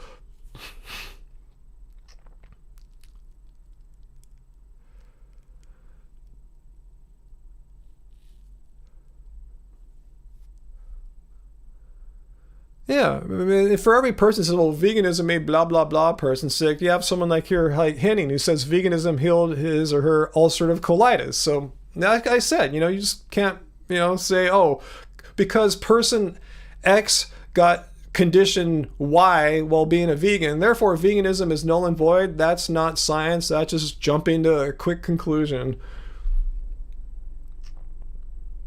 Uncle Walt, my favorite vegan dessert. Okay,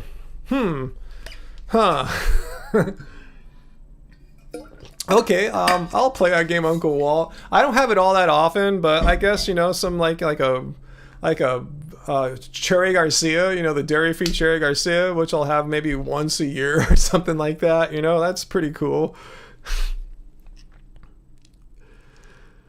But on the healthy tip, when ripe California cherries are in season in May and June, that's my dessert there. A big bowl of ripe California cherries from my farmers at farmers market. Yeah, it's hard to top that. Wow, vegan cashew cheesecake. That sounds pretty awesome, Peter. Cut me off a slice of that. Yeah, Johnny, as I was talking about, Jordan was put into a coma. Yeah, in Russia, of all places, too. Yeah. And unfortunately, Race Lever's breast got turned... He's a man. His left chest turned into a boob from soy. Just kidding. Trying to find a bra that was flat... what's that? and I forced you to quit veganism. Veganism debunked. That's an argument you hear, huh, Race? People say stuff like that, huh? You with me with the cherries, Catherine? You know what I'm talking about. Just in-season cherries at the peak. You know, it's hard to beat that.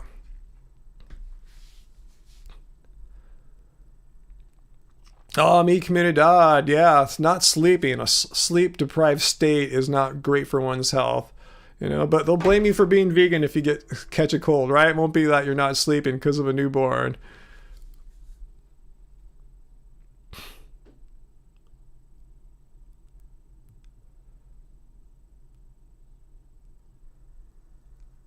No, I didn't hear about that one, Peter. I haven't been following, I guess, my international news all that much lately.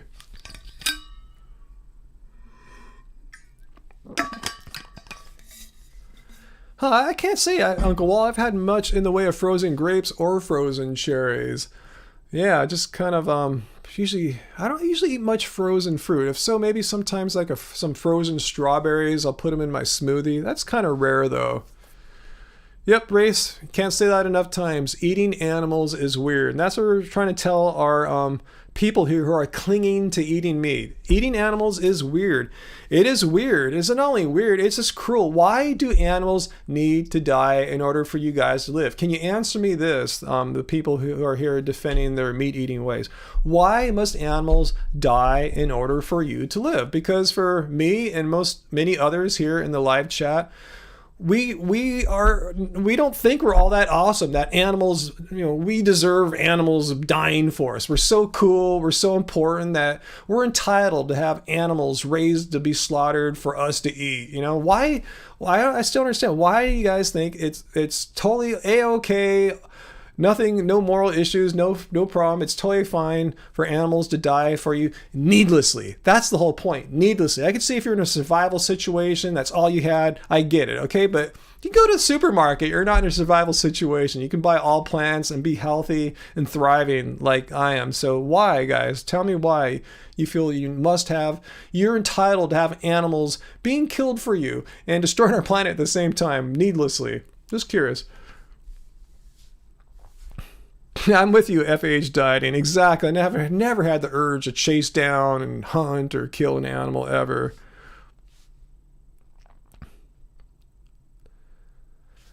Really? China will not show Shang-Chi because of what the actor said 5 years ago about China. Which one? Are you talking about Tony Leung? Not like Simu Liu, right? The older guy. I know I've seen him in Chinese movies in the past. He's one of our favorite Chinese actors from the past few decades. But yeah, I haven't seen Shang-Chi yet. I really want to.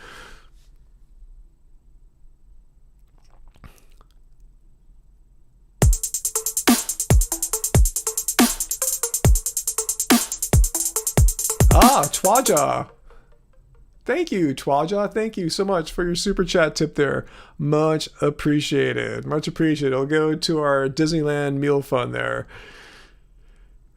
All right, Johnny. Yeah, it's late for you on the East Coast. Thanks for spending Wednesday with us. And I'll be back Friday, too. Good to see you, Johnny.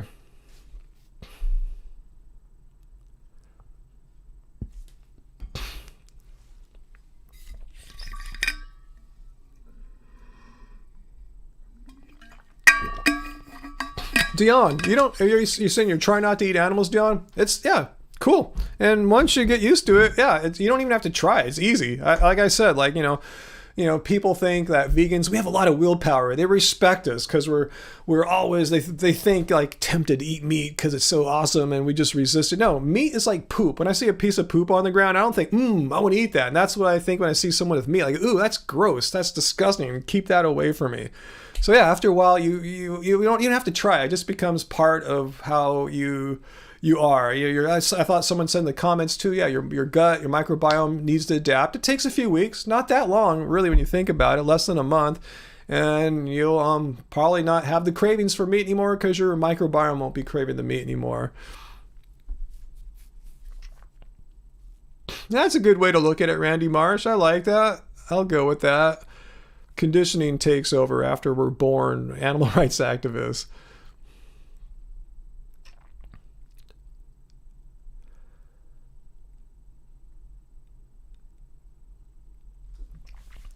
Henning, yeah, what'd you say? Just because you can digest meat doesn't mean it's healthy or what your body prefers, and just because you can digest it doesn't mean you need it too. A lot of people think, oh, just because I can digest it, I must have it. No, if that were true, I should be dead now after nearly 11 years of having zero meat. Just because my body can digest it doesn't mean you need it. Good for you, Susie. 100 pounds since going vegan. Wow. And I would say veganism is not a weight loss diet. It's a moral, ethical way of eating. But that said, if you do it a certain way, yeah, you can lose a lot of weight.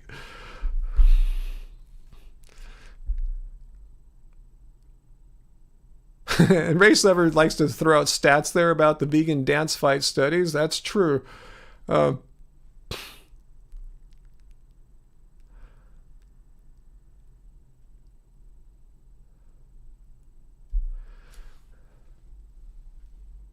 Let's see, JL, it took you about 2 months to transition. Okay, it's kind of within that monthish time frame I was talking about, of feeling like crap, but things started to improve after that. I never even felt like crap going vegan. I just felt good. I mean, everyone's different. Everyone's microbiome's different. I felt good. Eating plants was like wow, this is great. Like, sign me up. Let me do this even more. Yeah, Uncle Walt. Yeah, cigarette smoke. Yeah, I'm sure for a regular cigarette smoker person, they love the smell of nicotine cigarettes. But when I run through or a cloud of nicotine smoke comes my way, I want to gag. Yeah, that's what like smelling meat is like too. I don't sit there and go, so delicious. No, it's like, it is literally like smelling a cloud of death,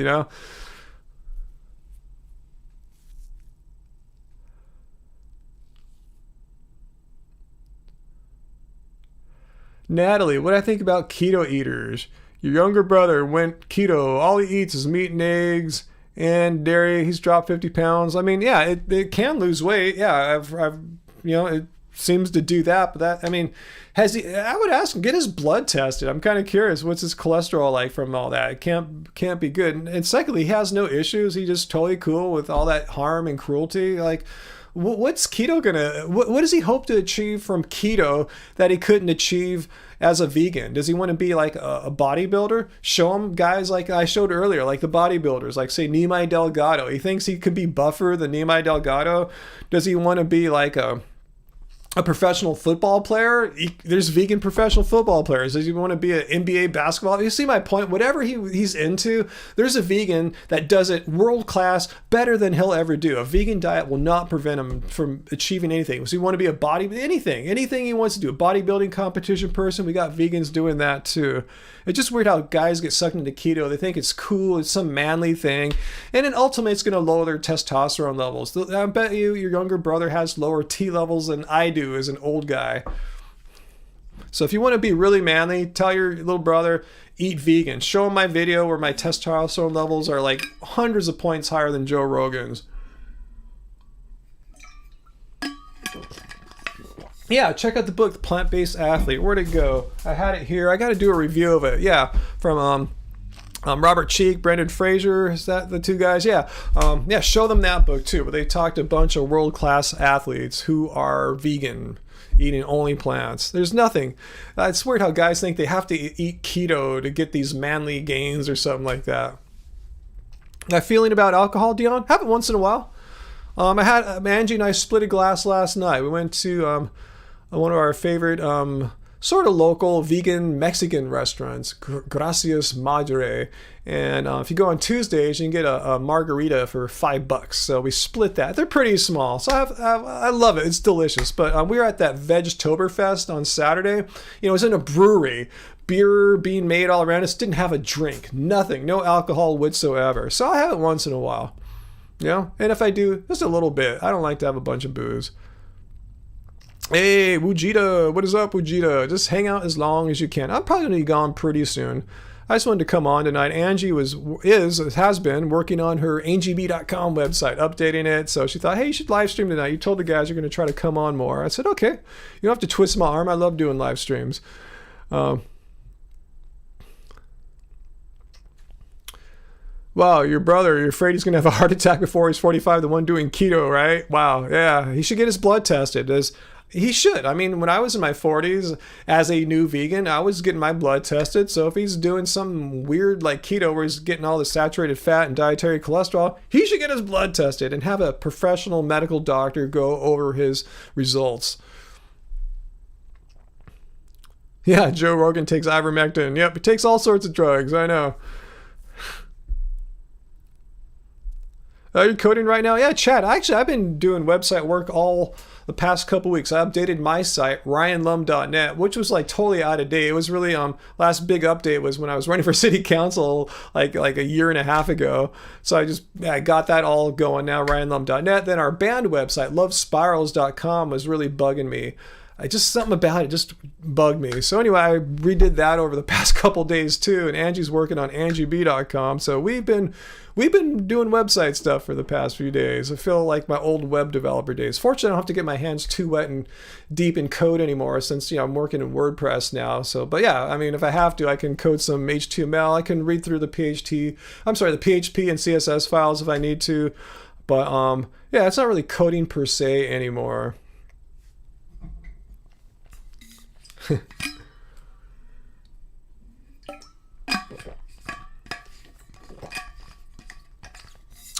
Reno, so you're saying that let's read your comment there. I like this argument here. There are billions of people, really billions? Like there's only 8 billion people on this planet. So you're saying 1 out of every 8 people on this planet is involved in the animal business? There are billions of people whose lives depend on having a job at animal murdering factories. You're saying a billion people work in slaughterhouses? I think you got your facts off there. Anyway, telling people to go vegan would be very cruel to those people's lives. Well, there's the thing. I've seen this type of argument. You're assuming a vegan rapture, like God or pick your favorite deity is going to come down and zap everyone's brains or minds and make everyone go vegan at the same moment. Wouldn't that be awesome? That's not going to happen.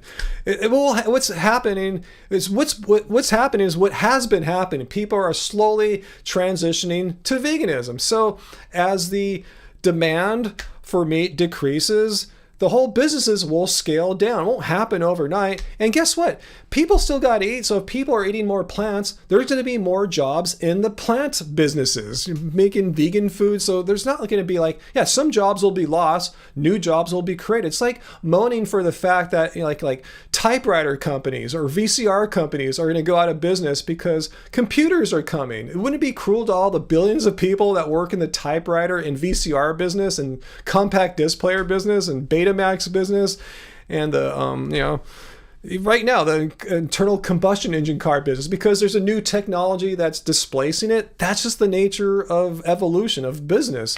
Things come and go. I mean, what can I say about that? There's going to be more opportunities in other fields besides animal slaughter as animal slaughter slowly decreases. And we can't wait that long. We need it to go down rapidly, not slowly. So yeah, that argument doesn't work. It's not going to happen overnight. There'll be new job opportunities popping up as more vegan foods, people eat more vegan foods.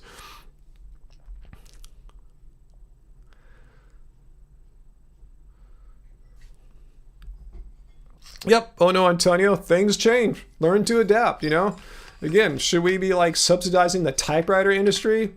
They got it. If they were smart, they would have adapted and made computers. And I see it happening. A lot of like cheese companies are adapting and making plant-based mayonnaises and stuff like that. They got to adapt. They know they're buying up smaller companies that are plant-based. So that's the way of the world. Adapt.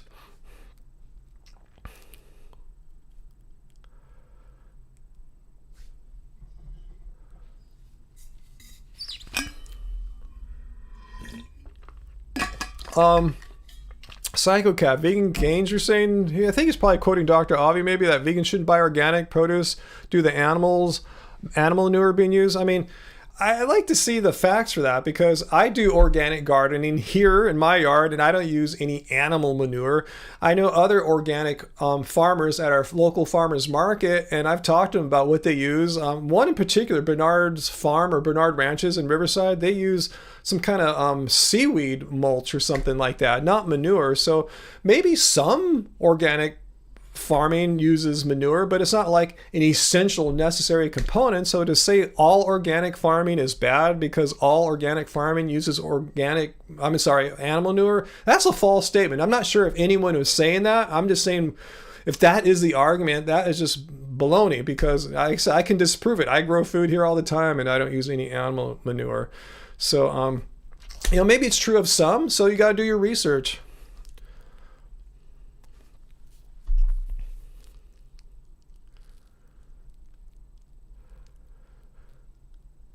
Yeah, try plant compost. Exactly, Uncle Walt. It's not like, rocket science.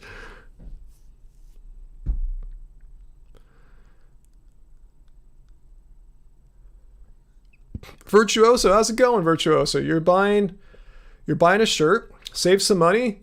Is a shirt you are wearing? This is not a HHV shirt. No, all our shirts have our logos on it. Let me just go to our shop really, really quickly here. Not to dwell on what we make here, but oops, I can't use that mouse.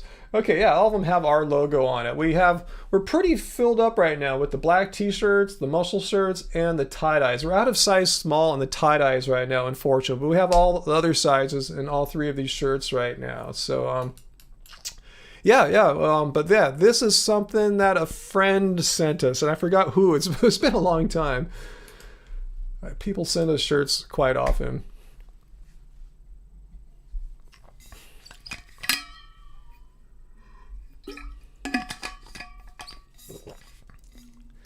Yeah, Brian, if anyone's trying to argue that it doesn't matter if we grow food for animals versus for ourselves, it's going to be the same. No, it takes way more to produce. You got to grow way more. It's like an exponential factor, like a factor of 10 more inputs, more. You got to grow that much more food. You need that much more land, that much more water. We already have enough acreage of growing crops on this planet to feed every human several times over. Unfortunately, we're wasting that efficiency by putting so much resources into producing all these food crops for animals, which we then eat and we don't get as much back out of them. So that's a bogus argument, and I've covered this in many videos. That's just something that people poop and put on their hands, throw on the wall. I mean, this is a non-controversial fact. You could talk to pretty much any professional environmental ecologist, professors of this, and they know this is a well-known fact. You lose about a factor of 10 when you convert calories of plants into calories into meat. You lose it. It's not a one-to-one conversion. Nature is extremely inefficient at that. Yes, Virtuoso, I will do a live stream Friday. I just thought I'd come on tonight. Angie suggested it because, she's working on her website right now. An artist. VCR is going to be huge. Maybe they'll make a comeback someday, but should we subsidize those industries because computers are on the horizon? That's the whole point about how about all those poor people that work in slaughterhouses and all these people that have like meat distribution systems and stuff like that? Like, hey, those are going to go away someday. It's just how progress works.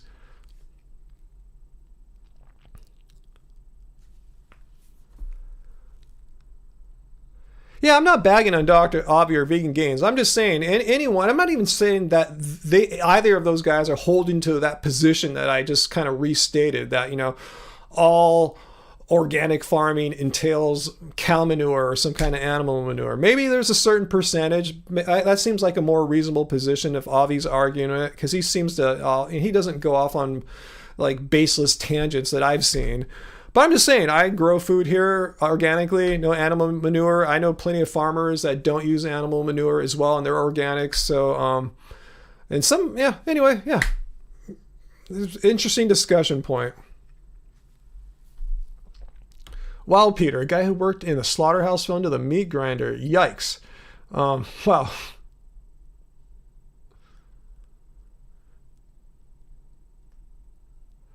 Would I rather have a Satanist vegan or a Christian meat eater as a neighbor? I don't know if it says more about me or anything. I'd rather have the vegan next door. rather than some guy just gonna, or family is gonna be like frying stinky ass meat all day and have to smell it. That affects my life. If I can't open my windows without smelling a barbecue, that sucks for me. Breathing in the secondhand death there. You know, the vegan Satanist in your hypothetical example there is not gonna bother me a bit. Yep, Peter, this is not a well-known fact, but you're right there. Slaughterhouse workers are some of the most worst treated workers on the planet. It's a horribly abusive job. People don't last in it all that long. There's all sorts of ways to get killed or injured on that job, and often people aren't working there fully legally, so if they get injured, the bosses don't necessarily help them with medical expenses. Yeah, it's exploitation, not only of animals, but human beings as well.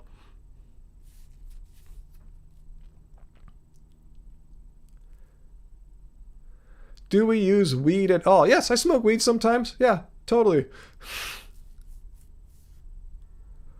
Satanists sacrifice animals. I've actually known a few Satanists. A close friend of a friend's a Satanist, and never once have I heard anything of him sacrificing an animal ever, or even mistreating an animal. In fact, he's vegetarian, so there goes that. I mean, maybe some do, but the few Satanists I've met and talked to, animal sacrifice is not what they do. Maybe that's what happens in the movies and Hollywood and stuff like that, in the horror movies, but the real flesh and blood Satanists I met don't sacrifice animals. Hey, Debbie Tampo, you gotta go. Thanks for being here with us tonight. Yeah, cannabis is very legal here in California. Super legal. Yeah, Vegan A. Slaughterhouse, the whole business and the people's families affected by it, it's just a sad story. Our world would be much better off in so many ways without slaughterhouses. All the exploitation of people and animals.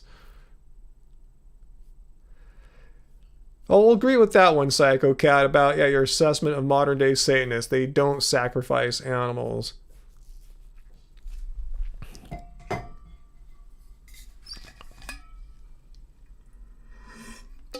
A Race Lover, thanks for pointing that out too. I've made several videos about veganic farms, ones that are farms that grow crops in an organic way, and 100% other inputs are vegan, meaning they use no manure or any animal products to fertilize or care for their plants. So there goes that argument. If anyone, I don't think Avi and Vegan Gains are saying 100%, but yeah, maybe they're saying a large percentage or something like that. But there is veganic farming. I guess that's what I do here, small scale veganic farming.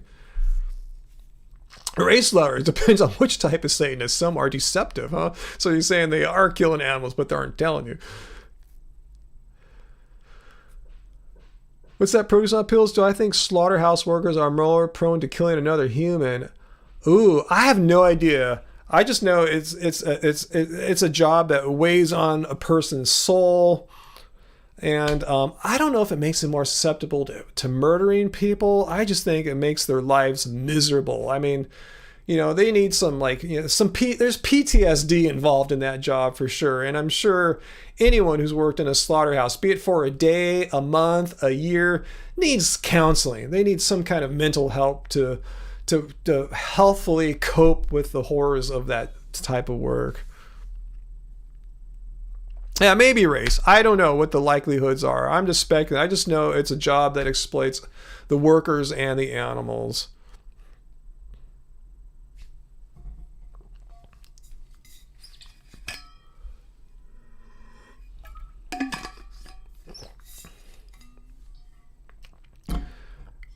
Ryan Welsh, I'll show your comment there.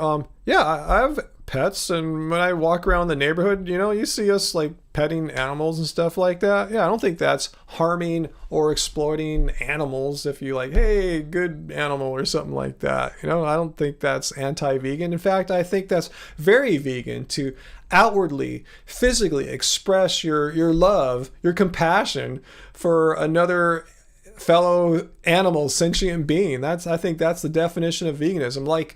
It's one thing to be a vegan activist and chant and hold sign. It's another thing to actually go and hug an animal, with the thing that you're fighting for too, So yeah, I don't think there's anything wrong with expressing positive emotion to a fellow sentient being, that especially one that you're fighting for actively as an activist.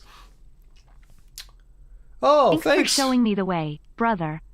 Oh, thank you so much. Hey, I'm just sharing with you what I've learned and trying to, do it in a very honest way. I don't know what more to say. Thank you. I'm glad you appreciate that. I know it's probably not the way to get the biggest YouTube following, just to be straightforward and honest and not give you a bunch of bullshit. Hey, look at me. I'm the best thing at this. I know all this thing. I'm the smartest, fastest, quickest, blah, blah, blah. I don't do that kind of stuff, So I'm glad, there's an audience for what I do. More straightforward, down to earth, fact-based, evidence-based, ethical veganism. So thank you. It's the Veganese. Huge, we're talking about slaughterhouses. Huge PTSD. Lived in a New Zealand slaughterhouse town for 6 years, and they were really aggressive people. Yeah. Taylor, would I ever get into training calisthenics? Probably not, because that burpees, jumping jacks, stuff like that, doesn't really interest me all that much. For me, I have to admit, when I train, it's fun. It really is. I would play basketball all day if I could. Seriously. After an hour and a half or two, I'm pooped. I'm done. But I would just keep on playing. I shouldn't play more than an hour of basketball. That's plenty. But sometimes I'll just keep pushing on. You have to drag me out of the gym. But finally, I just know, all right, if I don't stop now, I'm not going to walk for a couple days. So no, I just do things that I really enjoy. And for me personally, I just don't find that enjoying. But if you do, awesome. We each got to find what motivates us naturally. So that's why we're so fortunate to have all these different activities to pursue our health goals with.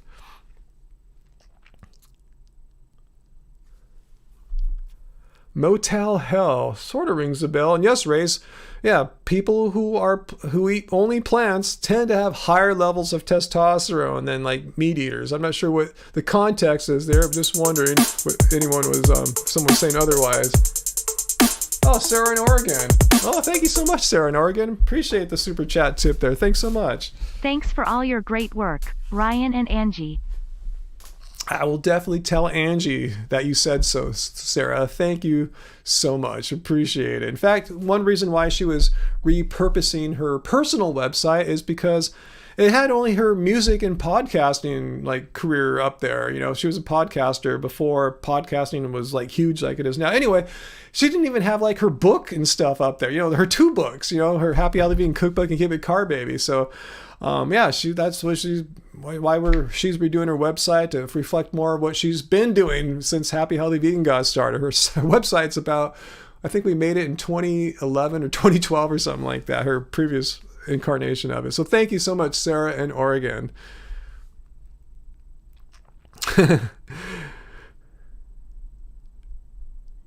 Reno, if I somehow managed to ban meat, it'd still be getting it on the black market. Okay, so veganism is null and void.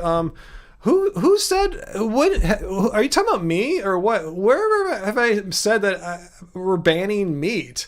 I've never said we should have a meat ban, that we should pass a law banning all meat. I knew that would never pass, We're trying to change people one human mind at a time, one human opinion at a time, showing them how it's absolutely needless to eat meat. You don't have to eat meat to be alive and healthy, or else I should be sick and nearly dead now, 11 years almost into being vegan. I shouldn't be athletic or anything. I'm still destroying guys half my age playing basketball.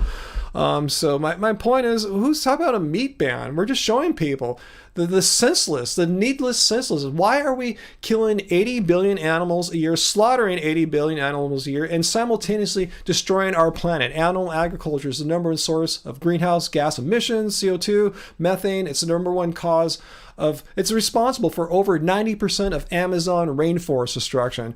It's puts you at higher risk of the most common ways people die: heart disease, diabetes, stroke. we're killing ourselves, killing our planet, killing all these animals needlessly. So we're just trying to inform people, hey, why are we doing all this crazy nonsense? Why are we harming animals when we don't have to? So that's there's no ban on meat. I never go out and tell people I'm going to ban meat. I'm just showing people what we need to do and why it makes so much sense. Just at the gym yesterday, I was telling someone, all the great advantages I've received as an athlete for going vegan. So anyway, there's no ban. I'm too nice. Most men are lions. I'm nice right now, but meet me on the basketball court and you'll have a very different opinion. I have a tendency to get a lot of people really pissed off at me. Sometimes I'll forewarn them, or after the first game they play me, I can see they're getting annoyed. I say, hey, don't take it personally that I'm playing such hard defense. That's just how I play. It's nothing personal. And hopefully you're not bothered or anything like that. People sometimes just want to fight me. It almost happened a month ago. A guy he's 21 years old. He's threatened to punch me in the face. I said, just chill out, bro. First of all, it's not going to go well. Secondly, this is just the gym. Just chill out, man.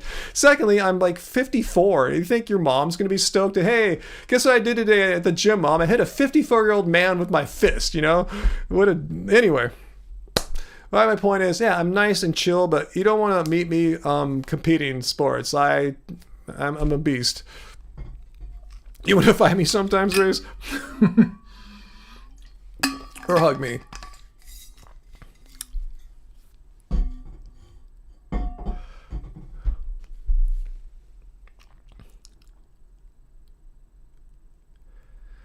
What? There's never any profit in vegan versions of food? Are you kidding, Psycho Cat? What are you talking about? I mean, that's the fastest growing food segment out there. I mean, ask anyone who's in the restaurant business or the food business. They'll tell you this is the fastest growing category.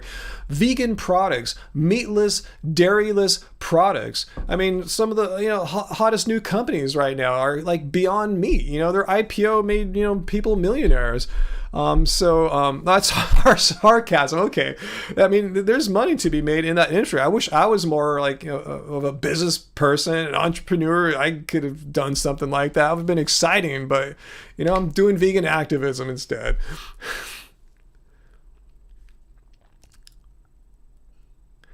Let's see, Francisco, at the gym, do they get more butthurt about my age or being vegan? No, they're just shocked the whole way around. No one's ever got pissed off when they found out that an old vegan dude beat them at basketball. They just see what I do on the court. Keep up the good job and the good mood. Closing parenthesis. Oh, thanks, Henny. Thank you so much. Man, you guys are being really generous tonight, as someone else had pointed out in the super chat tip thing. I mean, in the live chat. Thank you so much, guys. I appreciate it. And it will all go back into keeping us running and having us have a few little fun days out having vegan meals out.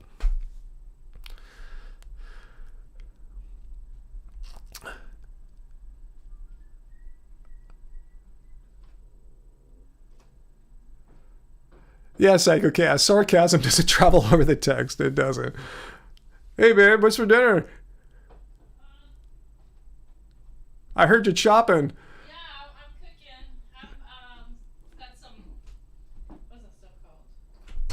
Some of the homemade minestrone from Keep It Carb Baby. Oh, you're making the minestrone from Keep It Carb Baby. Yeah, with wild rice. With wild rice. It's gonna be super good. Sounds good. All right, what kind of time frame are we talking? Probably go 45 minutes. I should have started a little earlier. All right, I'll probably end before then because I've hit that 2 hour mark. 2 hour and 20, man. Oh man, I should have started at least a half hour ago. Well, yeah. So I've been obsessed with updating my website. I told him, yeah, you've been working on your website. I've been working on the band website. We've been website people all week. Mostly I just have to add a bunch of news in. No, Angie's in pajamas and stuff right now, guys. Full on pajamas. She's not coming on, no matter how much you might ask. No makeup, just all dirty in pajamas. I have a little makeup on. Oh, you do? Okay, but still, she ain't coming. Yeah, you went out this morning to get coffee. Yeah. Hey, fellows. Come on, fellows. Come on, guys. Come on, guys. I'm not falling for it. Deckle, you won't date non-vegans? Yeah, I'd have trouble dating a non-vegan too if I happen to have been single, yeah.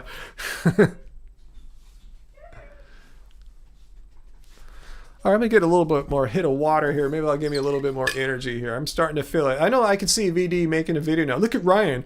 He's 2 hours and 20 minutes on live stream and he's tired. It's because he's vegan.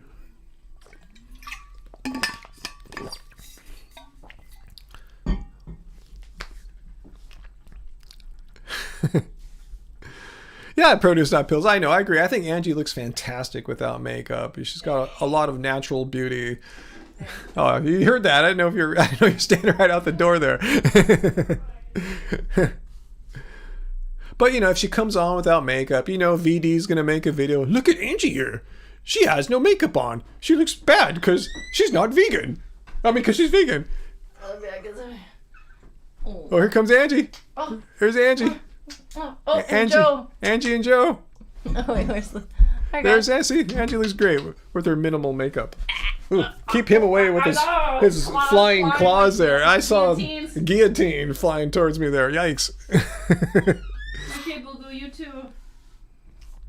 Good for you, Jay. I recommend the same thing. If you guys see these anti-vegans channels pop up in your feeds, don't watch them. Hit ignore. Don't watch them. Don't give them the views. Don't give them the revenue. Because if you do, you're just encouraging them to continuing on making these crap videos about me and every vegan under the sun. For the moment they hit pause and we look like that, and they'll make a stupid video for 10 minutes of me looking like that and say, look, he looks crazy like that because he's vegan. If he weren't vegan, he'd look like this, you know? So anyway, yes, we've been scratched by them many a time, Produce, totally. Let's see, Joseph. Hey, what's up, Joseph Michael? Are we going to Vegandale in Los Angeles? I have not even heard of Vegandale. What is that? Is that a vegan fest of some kind? We just went to our first like big vegan event last weekend. Watch our vlog from that came out on Monday of Vegtoberfest in Lawndale. Oh, that's what Vegan Zombie went to? Yeah, it looks too much. It looked like too much. When is it? Do you know when it is? Yeah, when is it happening, Joseph? I haven't heard of it yet. You know, maybe. We'll see. I have no idea about it.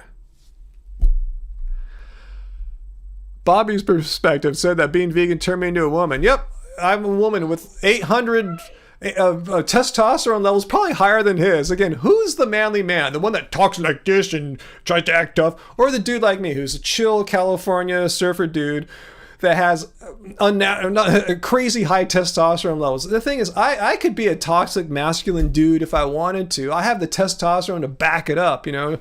Joe Rogan is my bitch, you know, and I'm sure Bobby probably is too. I'd like to see his testosterone levels. He's a lot younger than me, but I'll put $5 out there. I'll put $10 out there. Mine are probably higher than his, just because mine are, you know, naturally high from eating plants, you know. It's funny how on the basketball court, no one's ever said, man, he plays weak like a woman. They complain that I'm so big and strong. They never say, that guy's so weak, I'm just going to like trounce all over him.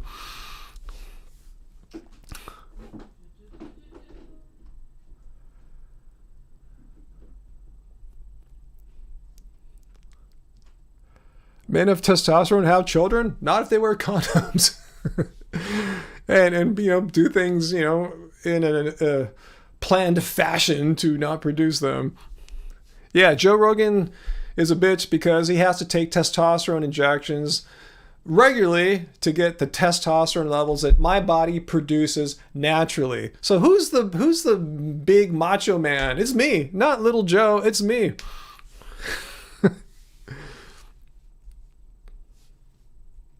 Yeah, Peter, that's the one Vegan Zombie just went to. I didn't know they were coming to Los Angeles too. I'll look it up. Maybe you could tell me when it is. So I didn't know about it. So I wasn't planning to go because I didn't know it's happening. But yeah, let me see when it's happening, what my schedule's like, and where in LA is it exactly. And we'll see who's going to be there. Men of testosterone. That's a funny way to phrase things, huh? Men of testosterone.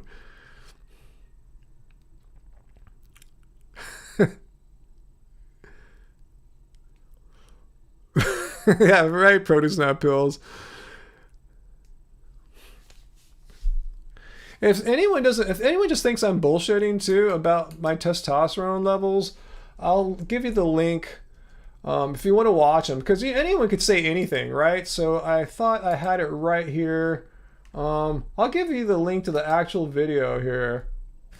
Hey, this is Okay, share. If anyone wants to see my crazy high testosterone levels, I'll paste them into the chat right now. So here it is. Watch my testosterone level video. Oops, where'd it go? I hit the wrong. Yikes. Okay. Did I put the right video up there? Let me just double check. Oh, that's my 8-year ones. Actually, mine got higher. Let me do the me versus Joe Rogan. Lack of saturated fat and cholesterol, dietary cholesterol and saturated fat, leads to hormonal imbalances, leads to your body having a harder time producing sex hormones. Hey, this is Ryan of Happy Healthy Vegan. Lack of so eating I want to say right up front here, saturated I'm fat not hating on Joe causes Rogan a in lack this video. of sex I mean, I watch his hormone podcast production. often. He has cool heard that. guests on, interesting topics. let's just But when the scroll. topic shifts to some Let's go to my testosterone. testosterone blood test and see if I'm having the same results as Joe, the Let's see normal what natural Joe's talking decline about that we here. have in our 40s and 50s, Oh, crap, or is I it didn't get even the right- worse because I'm vegan? So my total testosterone was 879 and my free testosterone 13.4. So Here let's they see are. what these numbers mean. So let's go back to this chart that shows the average testosterone levels by age. And if you look at the average testosterone level for a person in my age bracket here, we see that 879 for total testosterone and 13.4 for free testosterone are pretty much off the charts for someone in my age group. In fact, they're even high for someone in their late 20s, which is what Joe Rogan is going for with his testosterone replacement therapy. So I have extremely strong testosterone levels, both free and total. In fact, any reference I could find verified that 879 for total testosterone is very high for someone my age, even for someone in their late 20s. Also, to counter any skeptics who might say that the 79 Here's the and my actual, free testosterone readings right here. See it right 13.4. So 879, almost 900 for total testosterone and 13.4 for free testosterone. Just pointing that out there. If anyone wants to watch that, no bullshit. I don't take any testosterone injections like Joe Rogan. I just eat a bunch of plants and I have sky high testosterone levels. Okay, thanks, Joseph. October 23rd in Los Angeles Historic Park. Los Angeles, that's not like a known thing. I mean, I know I was born in Los Angeles. Los Angeles Historic Park. Anyway, I'll look it up and see what's up. Could probably go to that. The only thing that might be kind of tough, I know, just a day or two ago, Angie let me know BTS announced 4 dates for LA around the end of October, was it late November, I think, yeah, so we're probably cool then. All right, yeah, I don't think anything's going on right then. Uncle Walt, would I take on Joe Rogan on the basketball court? What would I predict the outcome to be? I mean, okay, I don't want to sound like a dick, like someone who's conceited, but considering Joe Rogan doesn't play basketball, that's a huge, advantage I have right there. Secondly, my size, I'm way taller than him, way longer than him. That gives me a huge advantage. Secondly, I've got a lot of skills, and my body's trained. I have the conditioning. It would.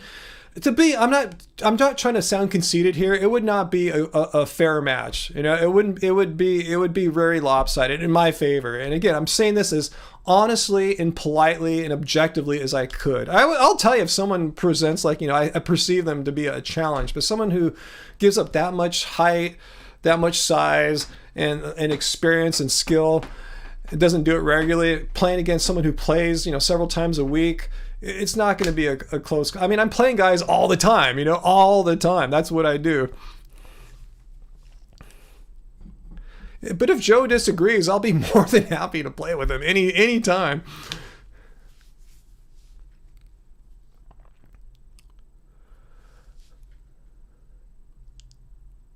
Oh, yeah, Uncle Walt, you heard about that. Yeah, BTS is going to be playing at that big new Sophie Stadium in Inglewood. Reno. Yeah, if you watch the video about my testosterone levels, yeah, there's scientific support for the notion that high meat protein diets actually decrease testosterone levels, and plant eaters have higher levels of testosterone. So yes, that's exactly my point. Yeah, watch the entire video. I cover some of the science about that too.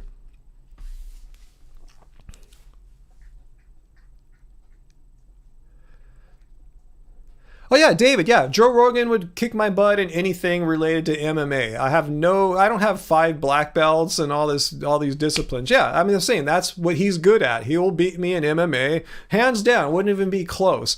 And I would totally demolish his ass in a game of basketball as well. It wouldn't be close because that's what we train to do. That's what our bodies are, like optimized to be good at right now.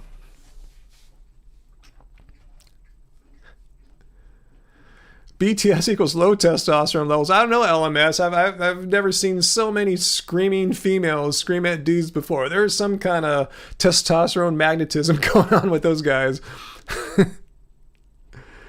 Race lover. No, I would not cage fight someone who has black belts and that's how they train every day. Just like they wouldn't want to take me on in a basketball game. It would be, it's just a ridiculous comparison, I'm just saying that all honestly, if what you train at, that's what you should be good at, or else, unless you're really bad at the sport.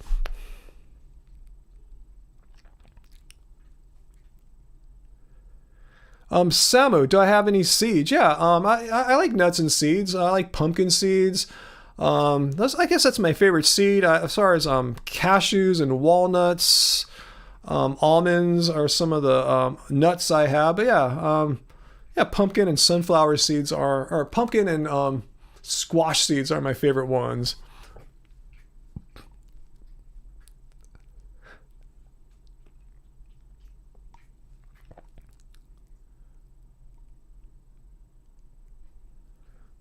Yeah, I'm with you there, Vegan A's. Thank you, Race. But no, it's just an objective fact. Someone has pretty much zero training in a martial art, fighting someone with several black belts and still trains in it regularly to this day. It's not, it's, just like me trying to, the reverse. If, we want to talk about basketball, me and him. You're eating pumpkin seeds right now? Awesome. Good for you. All right, I'm starting to get pretty tired and hungry here at the 2 hour and 34 minute mark. So I'll take a few more questions and I'll see you guys on Friday. Hopefully I didn't burn you guys out and you'll see me again in a couple nights. But anyway, take a few more questions and I'll be off into the night here. Let's see, Uncle Walt, you could play basketball, but you'd have to lower the basket 6 feet. No, I mean, as long as you're not worried about like touching the rim or anything like that, just shoot the ball up there, I don't think it'll be any easier if it's down at the 6 foot level. What's my view on oil in a person's food or cooking? I'm cool with it. Yeah, just be forewarned, it's more calorically dense. So if you happen to be really concerned about losing weight, as some vegans are because they might be overweight or something like that, then don't do it. But yeah, I don't think it's going to kill you or anything like that. That said, I don't like the taste of oil. And I shouldn't say the taste of it. I don't like the way oily foods make me feel. Like if I go out and eat a bunch of like restaurant vegan food, I just feel like, I want to lay out on the couch, be like Jabba the Hutt the rest of the night. So yeah, we water saute foods, but I'm not afraid of oil. I just, as an older athletic person, I know my body, how it reacts to things, and it doesn't react as well to oily foods heavily. I can have some, but a lot of oil, I'm going to be couch locked.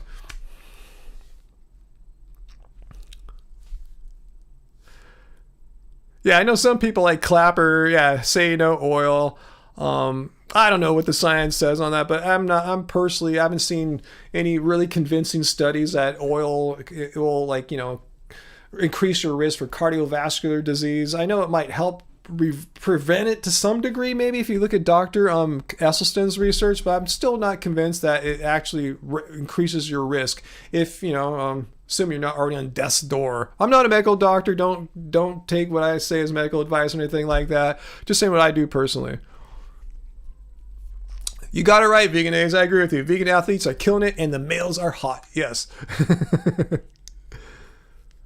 AJ Vintage, I know you're probably talking to Reno there, but yeah, I agree with you 100%. There's nothing nice or humane about killing someone who doesn't want to die. So I don't know if Reno's trying to talk about some concept of humane slaughter. I don't want to go off on a too deep of a tangent here because I'm tired. I'm going to leave soon. But yeah, how do you humanely kill a sentient living being who doesn't want to die? There's no such way of doing that. It's just whitewashing a situation, a bad situation, trying to make it sound good. Like, how can you, like, you're still killing it. That's the bottom line. Let's say you killed it in the nicest way possible. You bathed it in olive oil, a bunch of virgins or whatever, washed it, and they gave it a name. They put it in pristine robes, and they all worshipped it and told it how great it was. And then they killed it. I mean, how does that make it any better? You see what I'm saying? I mean, I made up a crazy story, but my point is no matter how nice something was raised or treated, you're still killing it. So what's the whole point? It still lost its life, and it didn't want to die. No animal sits there. You know what? I really think that Reno person is pretty cool, and I would like for Reno to eat me for dinner next week. I think that would be awesome. That would fulfill my life's goals. That's nonsense. No animal wants to die. Just like you and me, we want to live to see tomorrow and the next day and the next day, as long as we can naturally. We don't want some jerk to kill us, you know. So same goes for animals. So this concept of animals being humanely killed is it's a fairy tale myth. There's no way to humanely kill a human that doesn't want to die. There's no way to humanely kill an animal that doesn't want to die. Personifying animals? No, not at all. I mean, any animal. Just look at an animal. My cat doesn't want to die. He doesn't want to get killed. You know, go see like a cow in a field. It doesn't want to have its throat slit. It wants to sit there and chew and graze on ruminants and stuff like that. It doesn't want to die. No living being, unless they're like injured or about to die or want to commit suicide. No, very few living beings will actually want their lives to end. It's just not, how it works. And to think otherwise, you're just making up a fantasy so you can feel better when you go to bed that, the humane killing that was done upon the animals that I consumed today, it makes me feel good. That's all it is. Thanks for sharing that, Mark.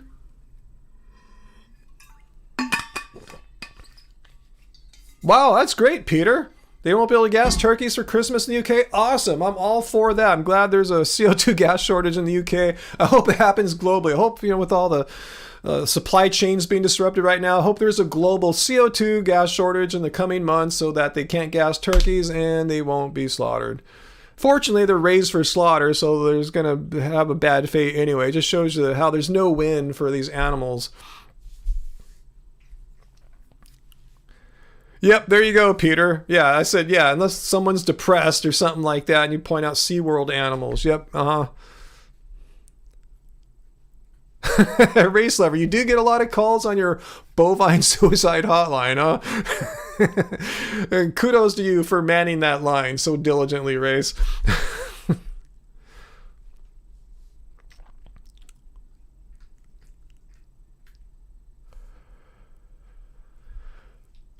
Favorite vegan holiday type roast? I don't have one. I mean, we used to buy some from our friends, Eat Plant Alchemy, but they stopped. The guy works at Apple. He's really busy. He didn't have time to have his side business of the vegan food producing thing. So that was our favorite one. So unfortunately, I don't have a favorite vegan roast type thing for the holidays anymore. It's sad. I'm happy for him. His job's going good, but we liked his other job even better. That is producing delicious vegan food. All right, guys. I think I am tired and ready to call this one quits. I'll be back Friday. Unless something really weird happens, my plan is to come back Friday. I don't know what we're going to do this holiday, Uncle Walt. Will we get tofurkey or something? I don't know. I really don't know. We'll have to start thinking about that pretty soon. Good questions. I guess it's time to start thinking about that, making some vague plans, So anyway, guys, I want to thank you guys for being really chill, really cool, even the anti-vegans. And Bond, thank you for giving me the idea to have a special live stream night where I let people call in and try to debunk veganism. Thanks, Peter. What'd you say there? I can order a delicious vegan roast from the very good butcher for Christmas. I will consider that since we're wide open right now. We're not sure what we're gonna do, so I will. I'll see how to order their stuff here in California. How it works out. I'll go check out their website and see what's up. Let's see, Meme Machine. Thank you too, Meme Machine. Are you guys ever gonna make another video with vegan gains? You know, I haven't talked to that bro ever since we had that debate about how he thinks it's necessary to be like an aggressive attacking vegan. That was the last time him and I had a conversation. So probably not anytime soon, but you know, never say never. I mean, I haven't really made a collaboration with anyone really lately, save for that like debate with Kevin Bass. That was the last time I worked with someone else. But I don't know. I wouldn't say I worked with them. I just hosted them on a live stream. But anyway, thanks for the idea there. Yeah, I should get some more guests on for sure. Anyway, guys, thanks. I will be back Friday. And thanks, Uncle Walt and Race Lover, and for moderating and keeping the trolls at bay. Give peas a chance for sure, Race. And yeah, let's see. Yeah, watch our vlog for Monday where we went to Vegetoberfest in a brewery and we managed to have 0 alcohol, but like maybe literally like $100 of vegan food. We consumed like $100 of vegan restaurant and pop-up food in one day, and I was stuffed as all heck. Good thing. I went to the gym the day before, and I was back at the gym the day after or two after playing basketball. But every day I'm working out at home when I'm not at the gym. Just letting you know, I'm always exercising pretty much every day. But anyway, watch that vlog, check that out. Don't freak out at all the food we had. And I don't think we have any new videos that will come out before Friday. So I'll see you guys all back Friday night at my normal time, 6 p.m. Pacific Standard Time. And start thinking of some ideas what we'll do Friday. Will it just be a regular like what we did tonight, or maybe do something different? I'll start trying to make some plans here. Oh, Meme Machine, thanks for the last second donation there. Have I read Dr. Grader's latest book about how to avoid a pandemic? That book's already out? No, I haven't read it yet. So thanks for letting me know that's out. I'd love to see that. See what he's talking about. See what evidence he's presenting, and I could use that in my discussions here too. All right, guys. So I will see y'all. Oh, and I forgot to thank Peter. Thank you too, Peter.